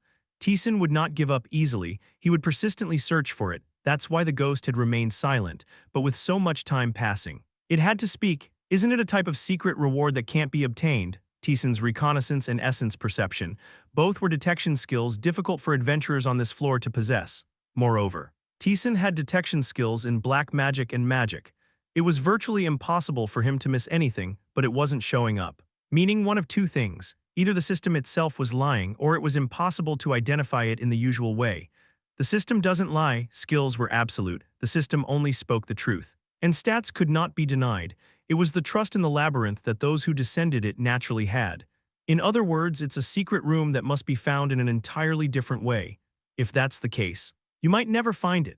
It might require a special bloodline, or a relationship with someone within the labyrinth, or possession of a special skill. There were quite a few rewards in the labyrinth that required certain conditions to be met. Taesan finding and gaining rewards from the Forgotten Goddess's room was such a case. You can't obtain everything, the ghost said. The secrets of the labyrinth were unfathomable. This place created by transcendence and mages was beyond mortal comprehension. In other words, some things had to be given up. Of course, it's difficult to miss without knowing the conditions for conquest. Simply clearing the labyrinth was not enough to achieve one's wish. The labyrinth must be conquered, so what did conquest mean? Taesan, not knowing this yet, couldn't miss the secret reward. However, if it truly requires certain conditions to be met, obtaining it might be impossible. If so, even missing it might not affect the conditions for conquest. A type of secret literally impossible to obtain. Could one truly say the labyrinth was conquered only if all such secrets were obtained? The ghost didn't think so. The mage he had seen didn't seem to desire such things. No, but Taesan shook his head. It's only been a day. It was too early to give up. Taesan continued his search. And the ghost respected his choice. For an entire week, Taesan stayed on the 65th floor. It's not appearing. Taesan waved his hand. Despite meticulously examining each brick, nothing appeared. The fact that Taesan, with reconnaissance and essence perception, couldn't find it meant it truly wasn't there. As the ghost said, it likely required a special condition to be met. However, though he couldn't express it in words, he felt something was there. It was intuition and instinct, the sense of possibility Taesan had developed through acquiring numerous skills. The witch's domain. This place was said to be the witch's domain. Then who was this witch? A being involved with the floor, most likely the owner of the wrist guard Taesan possessed. Then how strong would she be? Could she create equipment useful even now? Just before reaching the depths, you have activated Apostle Transformation, Chaos and Darkness. You have activated the King's Vessel. Oh, the ghost was surprised as Taesan suddenly activated his skills. Taesan, elevating himself to a higher level, observed his surroundings. Nothing had changed. It was still the same ordinary foliage-covered 65th floor. He gathered his will. It became words. Influencing reality. Open. You have activated the declaration of release. Boom, the space split apart. A hidden place within the floor began to reveal itself. Reconnaissance proficiency increased by 4%. Essence perception proficiency increased by 3%. Word of command proficiency increased by 2%. Oh, this is what a secret means. Taesan clicked his tongue. A place that could only be reached with the word of command. Indeed. It was a secret that no one but Taesan could know. The floor began to change. Bricks disappeared and various vegetation filled the space. A thick, deep scent permeated. At the same time, a force enveloping the entire domain was felt. Before long, Taesan found himself in the middle of a deep, dense forest. You have arrived in the Green Witch's domain. You have identified the hidden elements of the 65th floor. Obtained reward. Chapter 297, The Green Witch, Part 2. What kind of secret domain is this? The ghost's voice was incredulous. No way, a place that can only be understood with a certain speech. Isn't this telling other adventurers not to find out? It's quite special, in fact. Other adventurers wouldn't be able to claim the secret reward from here at all. Even Taesan, who had acquired ranks through soul ascension, almost had to leave without obtaining it. What on earth is here? Taesan murmured as he checked the reward. You have obtained the liquid of the cursed swamp. Liquid of the cursed swamp. A liquid from the swamp in the deep forest, where all life forms sink. It contains poison and resentment that can destroy the world. item material, and Taesan had a piece of equipment that consumed such items. The whip wrapped around Taesan's arm rose and absorbed the liquid. The color of the vine began to turn dark, bracelet of malice. A bracelet that tries to kill everything except its owner, created by the witch's caprice. It still has hidden potentials. It has absorbed red rose thorns, green vine roots, cursed leaves, black earth soil, and the liquid of the cursed swamp. Attack power plus 325, defense power plus 200. Attack power and defense power increased by 100 each. It was gradually becoming superior to a mere bracelet. Almost weapon-like, Taesan gazed at the bracelet absent-mindedly. This bracelet was made by the witch. The condition to clear the 65th floor was to break through the witch's domain, and this place was the domain of the Green Witch. It meant the owner of the bracelet was here. Unsettling, Taesan murmured as he walked through the forest. What did the shop owner say about the creator of the bracelet? Taesan tried to recall. She wasn't eccentric but had a very strong sense of self. Some people liked that. But not me. But why do you ask? I wondered if she had entered here too. There's a possibility. Yeah, there's a possibility. She said she wouldn't come. But she was very capricious. A resident of the same world as the shop owner, capricious and strong-willed. The shop owner didn't like her. Such a person had now created her domain in the labyrinth. Rumble, roots shook in front of Taesan as he advanced. A giant tree rose and glared at him. In the face of unwavering hostility, Taesan drew his sword. Rumble, the roots plowed the ground and advanced. Taesan stomped his foot. You have activated earthquake. The ground collapsed. The advancing roots were crushed and trampled by the collapsing ground. Taesan rushed toward the tree, which was swinging its branches wildly. Crack, he pushed forward, cutting down. The branches swung at him. The heavy weight was felt through the handle. Thud, thud, thud, avoiding and countering the storm of attacks. Taesan cut down the tree. The wounded tree began to rampage. He avoided all the attacks and slowly inflicted damage. Delivering the final blow, Rumble, your soul ascension has been activated. Your health has permanently increased by 1,430. Strong, Taesan shook the handle, the debris left by the god of trials, the ants in that place. This was stronger. It wasn't an opponent expected on the 65th floor. Taesan looked up at the sky, through the dense vegetation. A green sky was visible. You have activated essence detection. Domain of the Green Witch. All of this was created by the witch. Taesan ventured deeper, as he knocked down the advancing vegetation and grass. Taesan discovered a huge lake. As he approached the lake, it began to ripple violently. Rumble, the lake rose, forming a giant shape. The giant, comparable to a mountain, glared at Taesan with eyes full of hostility. The giant of the lake has appeared. ... Intruder. It speaks, Taesan murmured. The giant growled like a beast. How dare you dirty your feet in the domain of my master? Die. The lake exploded. The giant's body collapsed, and the water surged. Taesan swung his sword. You have activated strong blow. Boom, the water exploded and Taesan was pushed back, despite using apostle transformation. He was overpowered. Tusk. Taesan clicked his tongue and raised his hand. You have activated frozen world. Crackle, the lake began to freeze but with a rough roar. The coldness quickly dissipated. Using another god's power in my master's domain, unforgivable. You intended to kill me anyway, Taesan murmured, with a voice filled with rage. The lake surged as a tidal wave towards him. Taesan spun his sword. You have activated storm rush. You have activated flow. Slash, rushing like a storm, he swung his sword. The tidal wave split, creating a path. Beyond the wave was a small water sphere. The giant was flustered by Taesan approaching him. That was the core. Taesan, quickly realizing this, swung his sword. The sphere hastily gathered water and exploded. Rumble, the explosion engulfed the entire forest. Taesan quickly grasped the type of power, an instantaneously exploding type of power. The duration is very short. Taesan made a swift decision. You have activated random blink. You have activated Aegis shield. You are immune to all damage for 1 second. He widened the distance and took out the shield. The waves harshly hit his entire body. This should have killed him. Death to the intruder who dared to step into the master's domain. The giant breathed heavily. The waves subsided, and Taesan appeared unscathed. How strong? Taesan put away the shield. This was not just a casual remark. The strength of the giant was indeed comparable to that of a high-ranking guide. The giant growled and began to gather power again. The lake started to rage and rise. Taesan took his stance and held his sword. At the moment the giant was about to unleash its power again, a small voice echoed, "What is going on here?" A very soft voice. A relaxed and gentle voice pierced their ears, although it was a powerless voice. The giant was startled. The rising power halted. Just when I felt the power surging, it was you, kid. No, master, this is... No, the owner of the voice appeared, parting the foliage. She had lush green hair that reached down to her ankles. Her face, devoid of a single wrinkle, was smiling, but her green eyes were calm. On her head was a witch's hat. She wore a witch's robe in one hand. She held a broom-shaped staff. She appeared just like a traditional witch. The Green Witch has appeared. Now, kid, the witch lifted her staff. Can you tell me what happened that caused you to destroy my forest? I'd like to hear the reason. Tieson looked around. The forest was devastated by the power unleashed by the giant. If it were to naturally recover, it would take at least 100 years. The giant started to shrink back. The enemy appeared, so I tried to defeat it. Didn't I tell you 500 years ago to welcome any visitors? No, you said to kill all intruders. That was 1,000 years ago. The giant fell silent. The witch sighed. It's understandable to be confused since there haven't been any visitors in 1,000 years. But this is too much, don't you think? I'm sorry, then you must be punished. The witch waved her staff, a gentle swing. The power that flowed out was just a fragment compared to the power the owner of the staff possessed, but at the same time, the lake was buried deep into the ground with a loud noise. KKKQook, I'll take you out later, so reflect on your actions. The witch tapped the ground with her staff. The forest, damaged by the power, started to regrow, and within a few seconds, it regained its previous appearance. Each movement of power was something Tieson could not reach. It was a ripple that touched the world itself, a being beyond mortal. The witch looked at Tieson. Sorry for such poor hospitality, I will give you a generous reward. No. It's fine, there seems to have been a misunderstanding.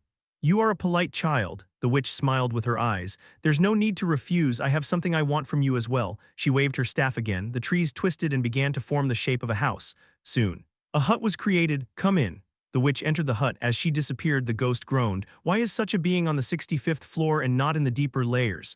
Tieson followed her into the hut, without her hat. She was pouring tea from a small kettle. Take it. She placed a teacup on the table as she sat down. Tieson sat opposite her and sipped the tea, unexpectedly. It was just plain tea, it didn't raise his stats or elevate his spirit. The witch noticed Tieson's expression and blew on her tea. I'm tired of unique things, sometimes. It's good to go back to what was always ordinary. I see. The witch looked at the ghost behind Tieson. She smiled softly. You are the noisy one these days, aren't you? Are you talking to me? The ghost, not expecting that she would address him instead of Tieson, asked cautiously. The witch nodded. Yes, I'm curious what choice you will make. The ghost's choice. There were a few beings who spoke of it. All of them were transcendents. Tieson opened his mouth. May I ask you a question? Go ahead. Are you an immortal? The witch's hand, holding the teacup, paused. She looked at Tieson for a moment and then smiled with her eyes. Bold, I like it. The witch put down her teacup. At that moment, a massive ripple of power was felt. Everything outside the hut was distorting, the earth was shaking, and the world itself began to turn upside down. Tieson realized something while breaking through the forest. This forest was as vast as a decent-sized planet, and the witch in front of him was lightly adjusting the entire forest from her seat. The world itself was in her hands, as you guessed, twisting the world. The witch spoke. I am one who has transcended mortals but has not reached transcendence, but I have grasped immortality. The witch of the cursed forest. The one who reaches for what she cannot touch. The green witch. An immortal, a being that had not become a transcendent, therefore. They hated and tried to kill mortals with potential. Tieson had already encountered such a being once, even though he knew it was useless. His body instinctively took a defensive stance, but Tieson slowly calmed his tension.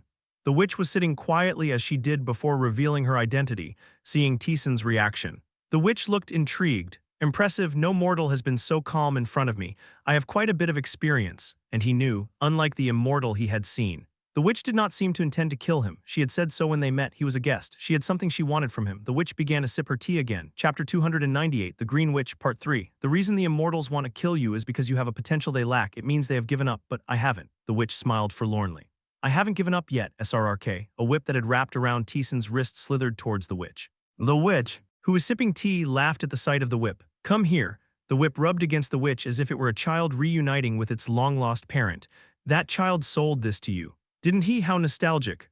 Are you talking about the shop owner, the dwarf king? He lost everything but didn't have the power to reclaim it. So he made a contract with a magician. Poor child. The witch from the same world as the shop owner and the owner of the wrist protector made by Tieson. The witch who had been stroking the whip stood up. For now. Rest, we'll talk more later. Tieson stared blankly at the forest. This place, where all sorts of vegetation grew and moved, was similar to the forest where the mystic of the 51st floor lived, shaking and trembling weeds. They have the strength to move on their own and shake the earth. Their repulsion is very strong, and they do not easily harmonize. They can only be controlled under specific conditions. He could see information about many of the plants here, and this information was something he had seen before. Alchemy, a power different from magic that the gremlin of the 51st floor had used and taught him. Most things here were similar to that. Alchemy was certainly useful, but it had the prerequisite that you must set up an area in advance. So, unless he returned to Earth, it was practically impossible to use. Could he raise his proficiency enough to use it in the labyrinth as well? Tieson fiddled with a leaf. What do you think? The witch, who was now standing behind Tieson, asked. This is my domain, my world. It's vast and strong. Taesan let go of the leaf. It wasn't an empty compliment. This forest was more powerful than any world Taesan had seen, a being that created a world itself that was an immortal. It was truly a feat of a god, even though mortals couldn't even hope to achieve it. The witch looked dissatisfied. This is my proud world created with an immeasurable amount of time, but you who are receiving the god's attention would know. The witch smiled bitterly. My domain is different from theirs. Isn't it? Taesan nodded quietly. Transcendents, beings who had their own domains. Their domains were complete in themselves. No one could intrude or interfere. And the concept of the gods held absolute laws. Having been invited to many gods' domains, Taesan knew. Their domains were a universe in themselves, domains that operated solely on their laws and rules. In contrast, the witch's domain, while certainly strong, was merely a simple world. It was incomplete. Without the laws that marked it as the witch's domain, transcendents have domains that they govern themselves. They are akin to absolute beings within their domains. The witch knelt and brushed the ground. The weeds followed her will and were swept away. In contrast, immortals are just strong and beyond mortality. That's the end. They haven't seen a higher world. The witch muttered. What is the difference between me and them? What makes them transcendents and keeps me an immortal? The witch, muttering quietly, looked at Taesan. I entered here by making a contract with a magician to find that out. The immortals Taesan had seen. The hunchbacked man who pursued twisted mysticism was driven mad by jealousy, unable to become a transcendent. He sought to kill mortals with that potential. The witch was different. She wanted to transcend her immortal status and become a transcendent. Do you think you could know the way for an immortal to become a transcendent? Taesan shook his head. He had no way of knowing such a thing. I don't know. No, you will know, the witch spoke with certainty. Otherwise, you wouldn't have been able to come here. Even if you don't know it yourself, what you have built up will know the answer. The witch, who had risen, waved her staff. The forest began to shake and tremble. The world itself began to move in her grip, even if she wasn't a transcendent. She was still a complete immortal on her own. So let's make a deal. You're quite an extraordinary child. Leaving the shaking world behind, she smiled. Show me what I want in return. I'll give you what you desire. Subquest start. The immortal green witch wishes to transcend and have her own domain. She wants you to tell her how to do it. Quest condition, key to becoming a transcendent. Reward, the witch's magic. Will you accept? Taesan nodded at the quietly smiling witch. Subquest start. Thank you. It doesn't seem like I had a choice. If he refused, she would force him to comply. The witch smiled awkwardly. Sorry, but I'm desperate too. She clapped her hands. Now let's start right away. So, you came to me because you can have a decent fight with this child. The giant of the lake said reluctantly. I will follow the master's orders, so. Do I just fight as it is? Yes, fight hard with the intent to kill each other. The witch stepped back and began to watch leisurely. Though I said that, I don't know exactly what separates an immortal from a transcendent. So you're going to try various things. Right, battle is a simple criterion. If that's the master's wish. The giant of the lake gathered its strength. Taesan drew his sword. Kugagung power exploded. The giant of the lake aimed to kill Taesan with all its might. Taesan, too, began to confront the giant seriously, and the witch watched the scene quietly. As expected, he is strong. She quietly admired him. Although she never left her domain, she had various eyes and ears. So she knew the overall story within the labyrinth. Therefore, she also knew about Taesan, the adventurer who had garnered the gods' interest. An adventurer in whom the arrogant and strict gods took a personal interest, and an adventurer whom the immortals hated and wanted to kill. She was intrigued by his strength and power. Seeing Taesan's power in person was awe-inspiring. The giant of the lake he was facing now was a creation she had put considerable effort into. Possessing the greatest strength among mortal beings, such a being was being confronted with ease by an adventurer who hadn't even set foot in the deep layers yet. The level that attracts the god's interest is more than sufficient, but it was not enough. He was certainly remarkable, but not to the level the witch desired. What she sought was the power to become a transcendent. The strength Taesan displayed was something she had possessed during her mortal days, but she hadn't become a transcendent. Such power alone was insufficient. Is it a problem other than strength? When she settled in the labyrinth, she told the magician as a condition of their contract to invite any adventurer who could provide the key to the path of transcendence to her domain. The magician agreed. Thus, the witch and the magician made a contract. However, it was nearly impossible. The way for an immortal to become a transcendent was unknown to anyone. If it were that simple, there wouldn't be so many immortals driven mad by jealousy. The witch fully understood that. Nevertheless, the reason she made the contract was due to a faint glimmer of hope.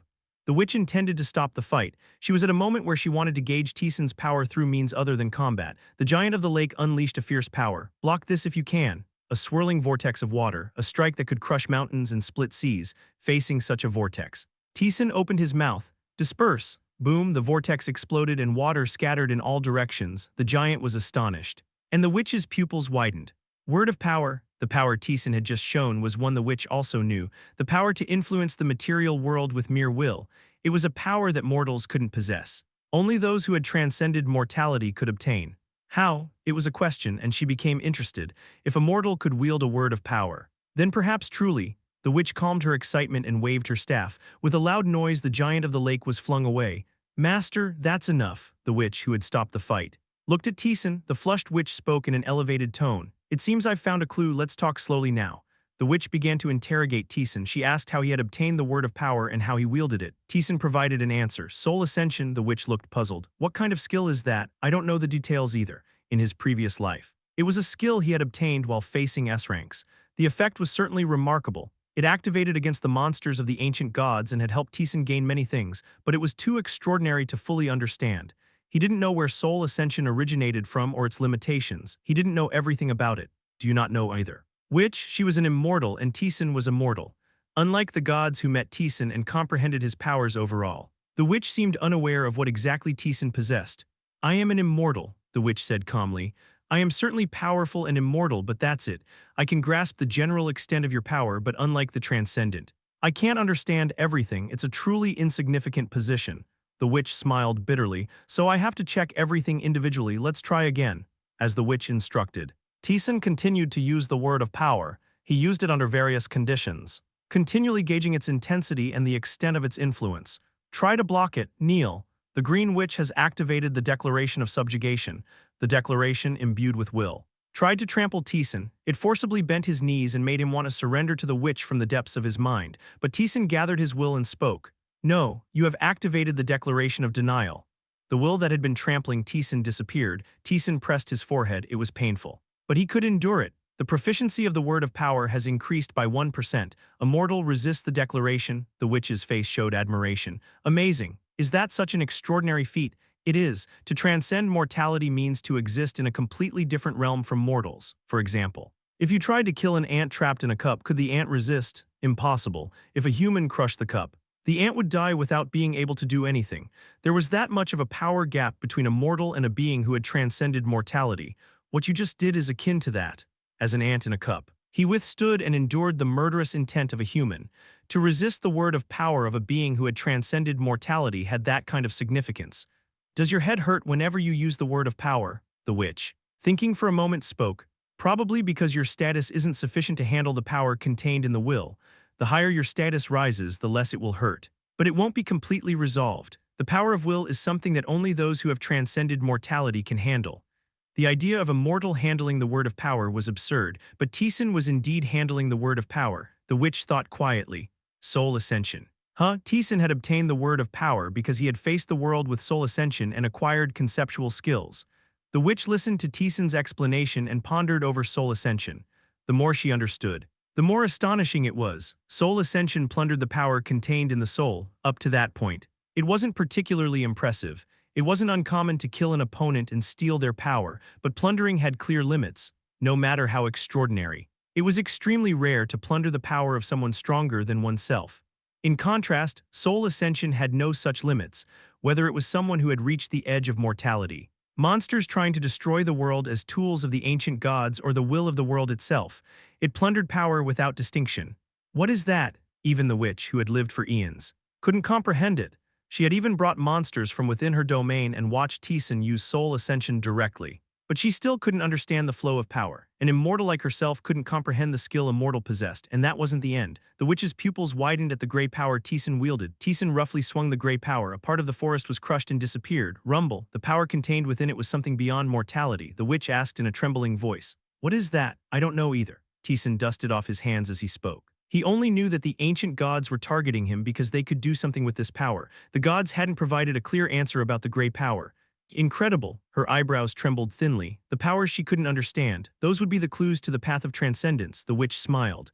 Was this the answer all along? Thousands, tens of thousands of years. She had been searching for longer than that. To transcend immortality and walk the path of transcendence. The path she had half given up on was finally appearing. The witch calmed her excitement and spoke. Let's keep confirming. Chapter 299, The Green Witch, Part 4. A week passed after that, though it was a mere speck of time compared to the witch's long life. She had been more diligent than ever since becoming an immortal. She tried to understand the power Tieson possessed and find clues to transcendence. However, the answers were elusive. The witch tousled her hair. She hadn't slept at all this week. Being an immortal, sleep wasn't important, so her hair was still soft and her skin flawless. But her expression showed unmistakable fatigue. I don't understand, she muttered. The past week's efforts had yielded nothing. She knew it wouldn't be easy. But she hadn't expected it to be this difficult to find any answers. Soul ascension is the key. Both the gray aura and the words of power originated from soul ascension. It was a power that no mortal could possess. Perhaps it was the one pure power that only Tieson could wield in the world. Experience. Knowledge, ideology, values. It was the culmination of everything an individual had built up, but she could learn no more. How a mortal could acquire such power, what processes were involved. Nothing could be figured out. What in the world? She clenched her fist. She was an immortal, though not a transcendent. She had surpassed mortality. Thus, she had confidence in analyzing the power of the mortal Tieson. She wanted to fully understand the activation conditions of soul ascension and find out what plundering meant. She wanted to analyze how exactly the gray aura's power worked and draw out that power. But she failed. She couldn't understand anything about the power Tieson possessed. The one thing she could grasp was that the power was perfect, pure and absolute. It was a power that no one could interfere with or change. Is the gap this wide, even seeing the answer? She couldn't find the path. The distance between immortality and transcendence was vast. The witch gave a bitter smile, though it was daunting. She did not despair. She had experienced despair countless times. She had come too far to fall now. She couldn't find the answer now. So how could she find it? Lost in thought, she stood up, approaching Tieson, who was resting.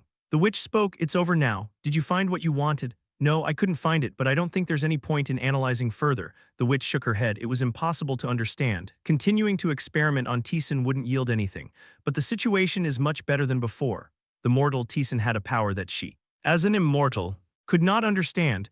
This meant there was something different in what Tieson had built up as a mortal compared to what she had built up as a mortal. That difference created the immortal and the transcendent, so the witch intended to confirm it. Let's make a contract. Child, a contract? Yes, a contract of observation, the witch began to explain. You will continue to descend into the labyrinth. Won't you? Tieson nodded. His goal was to conquer the labyrinth. He had no intention of stopping. That will be the contract. You will descend into the labyrinth. I will watch over everything you see and experience from behind you. And the witch would confirm it, the difference between them, what it was. And when I realize the answer, we'll talk again about the power you hold and the path to transcendence. Is this an extension of the quest? Yes, right now. I cannot analyze your power. The witch pointed at Tieson with her finger. And you too do not fully understand the power you hold. Tieson did not deny it. Soul ascension. The gray aura's power. Tieson also did not fully understand what exactly those two powers were and how they originated. He thought the immortal witch could figure it out. But she seemed unable to as well. So let's postpone it until I can analyze your power better than you, until you can understand the power you possess. The witch asked quietly. Will you accept, if that's what you wish? Tieson nodded. The gods were already watching his battles one by one. It wouldn't change anything if one more observer was added among the many beings already watching. The witch smiled in relief. Thank you, then let's form the contract. The witch raised her staff. Her power enveloped Tieson. A link began to form, connecting Tieson and the witch. Contract of observation. The green witch can observe all your actions through the contract. I accept. Tieson accepted the contract simultaneously. A strange sensation overcame him. It felt as if someone was watching from behind, and Tieson had felt this sensation many times before. Is it the gaze of the gods, the sensation he had felt until now but never understood? It seemed to be the gaze of the transcendent beings watching him conquer the labyrinth. Then I should reward you for this. The witch waved her staff. A powerful torrent of energy began to envelop Tieson. The green witch's authority is manifesting. You have learned the green witch's magic. The witch's expression turned colorful as she granted him power, though I don't know who taught you. You have knowledge of alchemy? Yes. The alchemy he learned from the gremlin was still within him. The witch smiled quietly. But you can't handle it properly yet, can you? It's tricky. It wasn't useless, thanks to alchemy. He was able to prevent sacrifices on Earth, but it was rarely used in the labyrinth. Since setting up the domain took time, it was impossible to use it in the labyrinth, where immediate response was necessary. That's fortunate. My magic is quite similar. It will be easy to understand. The witch clapped her hands and pointed her staff at the wrist guard on Tieson's arm. Come here. The roots wrapping around Tieson's forearm crawled toward the witch. She tapped the roots with her staff. Alchemy is a power that creates a favorable space by establishing a domain, but because it requires a foundation made from materials. Creating a domain takes considerable time, so I changed my thinking. Creak, the roots twisted. Changing color from dark red to a neutral hue, various powers were infused into the roots. By embedding the core that generates the domain into one of my weapons, the wrist guard with murderous intent has transformed into the wrist guard of world alteration. This is a magic I created. Where I walk becomes my domain. And my world. A magic that devours the world. The witch smiled and returned the wrist guard. Check it out, wrist guard of world alteration. A wrist guard created by the witch with her power. It has the power to alter the laws of the world around the equipment using certain conditions and catalysts. Attack power plus 500, defense power plus 400, if you have learned the green witch's magic. You can use partial world alteration. Both attack and defense power had greatly increased. Additionally, a special skill called partial world alteration was attached. That wrist guard is a catalyst that can use my magic. The more mysterious things it devours, the more its effect increases and the more of my magic it can handle. So even if you go deeper, there will be no problem using it. Thank you. It seemed to be equipment he would use until he cleared the labyrinth. Like a pair of rings, he had no complaints about its performance. He didn't know its full potential, but it was magic of an immortal. Its value would certainly not be small. Taesan accepted it gratefully. So, what do you plan to do now? Originally, I would have stayed here to find the answer, but now it's different. The witch sat down leisurely. For now, I need to watch you descend into the labyrinth. I also need to travel around various places, and if I find the answer, I might be able to trade with the mage again. She smiled brightly. Then you might help me again.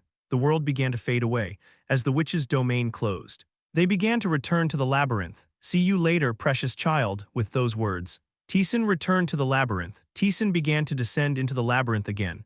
The witch's gaze was felt behind Taesan's back. It seemed like one more observer was added to those who hadn't been there before. From Taesan's perspective, it wasn't a bad experience. Although he didn't fully understand his power, he had learned new magic and above all, he had gained more knowledge on how to handle the words of power. Since the witch could uniquely understand the power of words, she provided various experiments and advice. The advice from an immortal who mastered the words of power was immensely helpful to Taesan. Although he still couldn't fully handle the gray aura, he was able to significantly improve his proficiency with the words of power. Now he could use it meaningfully even in battles against the guides. Taesan opened his skill window. It was time to check what exactly the witch had given him. Green Witch's Magic. Proficiency 1%, a magic built up since her mortal days. Completed as an immortal, it materializes her domain around the equipment that contains the catalyst, influencing the world. Materializing a domain, it was indeed similar to alchemy. Partial world alteration. Proficiency 1%, continuous mana consumption. It can alter the laws of the world within a certain range. It can be used in both attack and domain forms. But for now, it seems to only have physical interference capabilities. To understand the detailed contents, he would have to experience it himself. Taesan descended into the labyrinth. Quest on the 66th floor begins. Defeat the shadows on the 66th floor and pass through. Reward special attack power boost potion. Secret reward, you that, as usual. The shopkeeper waiting at the entrance frowned. His gaze was on the wrist guard. Something's different, you didn't. I met her. What, she went in here when? It seems to have been quite a long time ago. Judging by the story with the giant of the lake, it had been at least 500 years. The power I feel from that wrist guard is… The shopkeeper let out a hollow laugh. Right, you've become immortal, he asked with bloodshot eyes. Where is she? She's on the 65th floor, but I'm not sure if you can enter to visit the witch's domain. One needed to have the power of the words. The shopkeeper didn't seem to possess that kind of power. I'll handle that. I have some questions for her, he muttered. It seemed he had something he wanted from the witch, but it wasn't important to Taesan. Taesan passed the shopkeeper and proceeded to the 66th floor. The monsters on the 66th floor appeared. It was a shadow that looked exactly like Taesan was waiting for him. Taesan drew his sword. The shadow also drew its sword. Taesan watched as the shadow mimicked his movements. Drawing its sword roughly, dozens of afterimages appeared in the air, and the shadow mirrored the movements. Its posture was very similar to Taesan's, imitating a monster that steals the adventurer's power and mimics their form. The Shadow Eater has appeared. Shadow Eater, a monster that resides in the deep forest. It steals the power of those who come and mimics their form as if it were the original. The ghost spoke. Originally. It's a monster that can be defeated by a skilled warrior, but it seems the magician has significantly strengthened it. It's unusual to see such a monster here. Taesan looked at the shadow before him, a monster that mimicked him. How far did this imitation go? Tap. He stomped his foot. Clang. He swung his sword roughly. The shadow followed every move of his sword. Whirl. He twisted his sword, activating flow and changing its trajectory. He stabbed and activated his magic. The shadow mirrored his movements, but its response was slightly delayed. It wasn't a huge difference, but it wasn't a small one either. The shadow began to be slowly pushed back. A monster that imitates deteriorated movements. The strategy was to push it to the limit with strength and skills. It could be quite difficult for other adventurers, but not for Taesan. He understood the strategy roughly. It was time to check the new skill he had acquired. The description of partial world alteration mentioned that it could be used for both attack and domain purposes. First, He decided to use it for attack. You have activated partial world alteration, scratch with a scratching sound. The roots of the wrist guard began to shake. Crash, the roots rose and swept through the entire room. They were literally roots of destruction, crushing and breaking everything in their path. The shadow initially responded, but it couldn't withstand the torrent of roots and was shattered in an instant. Its power was superior to intermediate-level magic, although it didn't seem as versatile as the magic of the god of magic. Its sheer power was greater, however. It wasn't without drawbacks. Taesan opened his status window. Mana 6130/6560, the skill had been used for less than 10 seconds, yet it consumed 400 mana. While its power was certainly stronger than intermediate magic, it consumed a lot of mana as well. I can't use it for long. It seemed suitable for momentary bursts or as a trump card, still. Being able to use such power without any delay was certainly an advantage. Considering that the reason black magic wasn't used effectively despite its power was due to the time required to open a passage. There were plenty of situations where this could be useful, and how would it work in terms of domain? Taesan took out the catalyst he had brought from the witch's domain and created a simple domain. The domain he created was to block the enemy's approach. You have activated partial world alteration, screech. A neutral-colored domain formed around Taesan. Taesan moved. And the domain moved with him, as the witch said. The wrist guard was the basis of the domain. Taesan moved to the next shadow. He approached the shadow. The shadow tried to approach Taesan but was blocked by the domain. The shadow raised its sword and swung it. Clang, even though it was a deteriorated version. The shadow that had taken Taesan's stats couldn't break through the domain. The defense was quite strong. Alchemy had been made more convenient to use. This meant that even in the labyrinth he could handle alchemy meaningfully. Moreover, using the domain didn't consume much mana, so it could be used continuously. Not bad. The confirmation was over. Taesan turned off the domain as he drew his sword. The shadow also drew its sword. Taesan clashed swords with the shadow, assessing its movements, deteriorated movements. But it was still enough to follow him. It seemed impossible to shake off the shadow unless he went all out. In other words, Taesan could fight for days if he wanted to. Is it possible? Taesan had regained many skills he had learned in his previous life. Addition, attack nullification, absolute judgment, endurance, and so on. He had acquired most of the key skills, but there were still some skills he hadn't obtained yet. Most of them were skills he couldn't acquire because the conditions weren't met. He was waiting for the conditions to be met as he descended the labyrinth, and that wasn't all. Balbamba said that the skill acquisition system of the labyrinth created skills when related achievements were reached. In other words, there were certainly skills that could only be obtained here, which he couldn't get in his previous life. There were many skills he had tried but failed to acquire in his previous life. Taesan intended to acquire them now. Chapter 300, Skill Acceleration, Part 1. In order to do that, there was a skill that needed to be confirmed. It was the Gale Slash. Special activation skill, Gale Slash. Proficiency 1%, mana consumption 100. Dash forward while swinging your sword like a storm. You can control the movement to some extent. Gale Slash, a skill that slightly increased strength and agility stats and charged forward. You have activated Gale Slash. Taesan stood in front of the monster and used Gale Slash. His feet moved forward, and his sword swung like a storm. The shadow precisely mimicked Taesan's movements. As he stepped forward and swung his sword, clang, the swords collided in close combat. Both tried to keep moving forward. Clang, Taesan took a step back. At the same time, the effect of Gale Slash ended. Taesan realized that Gale Slash required swinging the sword like a storm and charging forward. If these two conditions were not met, the skill ended. So, under the condition that these two were fulfilled, how long could Gale Slash last? You have activated Gale Slash. Clang, the swords collided. The shadow, which mimicked Taesan's power, tried to push Taesan back with similar movements, but the shadow's movements were degraded. Taesan had a slight advantage. Therefore, Taesan could push the shadow back. Clang, moving forward. Taesan pressed the shadow. The condition of charging forward was fulfilled. The sword also continued to swing like a storm. As a result, Taesan continuously activated Gale Slash for several minutes. Taesan noticed something unusual. The skill isn't ending. Once the skill was activated and the two conditions were met, the effect continued. That seemed to be the nature of Gale Slash. No wonder the guides favor this skill. The description of dashing was ambiguous, but as long as you could pressure the opponent and move forward, the skill would continue, so it was possible. Taesan began to prepare. What are you trying to gain this time? The ghost asked curiously. Taesan started experimenting with Gale Slash. The ghost realized that Taesan was trying to acquire a new skill, just as he had always done. Endurance, addition, absolute judgment, etc. They were all amazing skills that even surprised the ghost who once conquered the depths. Watching the process and the methods of obtaining them was quite enjoyable, but Taesan shook his head. I don't know either. Huh, you don't know? I've never acquired this one before. The labyrinth skills could be obtained when certain effects are sufficiently drawn out. Addition. Endurance, they were all skills obtained in this manner. Taesan had experimented and challenged himself many times with various ideas. One of them was doubling the speed of the skill itself. Could you obtain a skill if you increase the speed of skills like acceleration and leap that involve moving the body directly? Taesan judged it was possible, so he challenged himself countless times to acquire the skill, but it was impossible. It was a matter of location and conditions. What Taesan wanted was to increase the speed of the skill itself, but there was no skill to properly experiment with. The theory Taesan came up with was to maximize the effect of skills that affect the body's speed, like acceleration, but acceleration was already a skill that maximized speed. It was impossible to increase the speed further in a normal way. The only possibility was to continue running while using endurance to increase the speed. But acceleration was a skill that required visual confirmation and target designation to activate. Endurance increases efficiency by repeating the same action. But it had to be repeated for a very long time. With acceleration, you could only quickly reach the target but couldn't sustain the skill.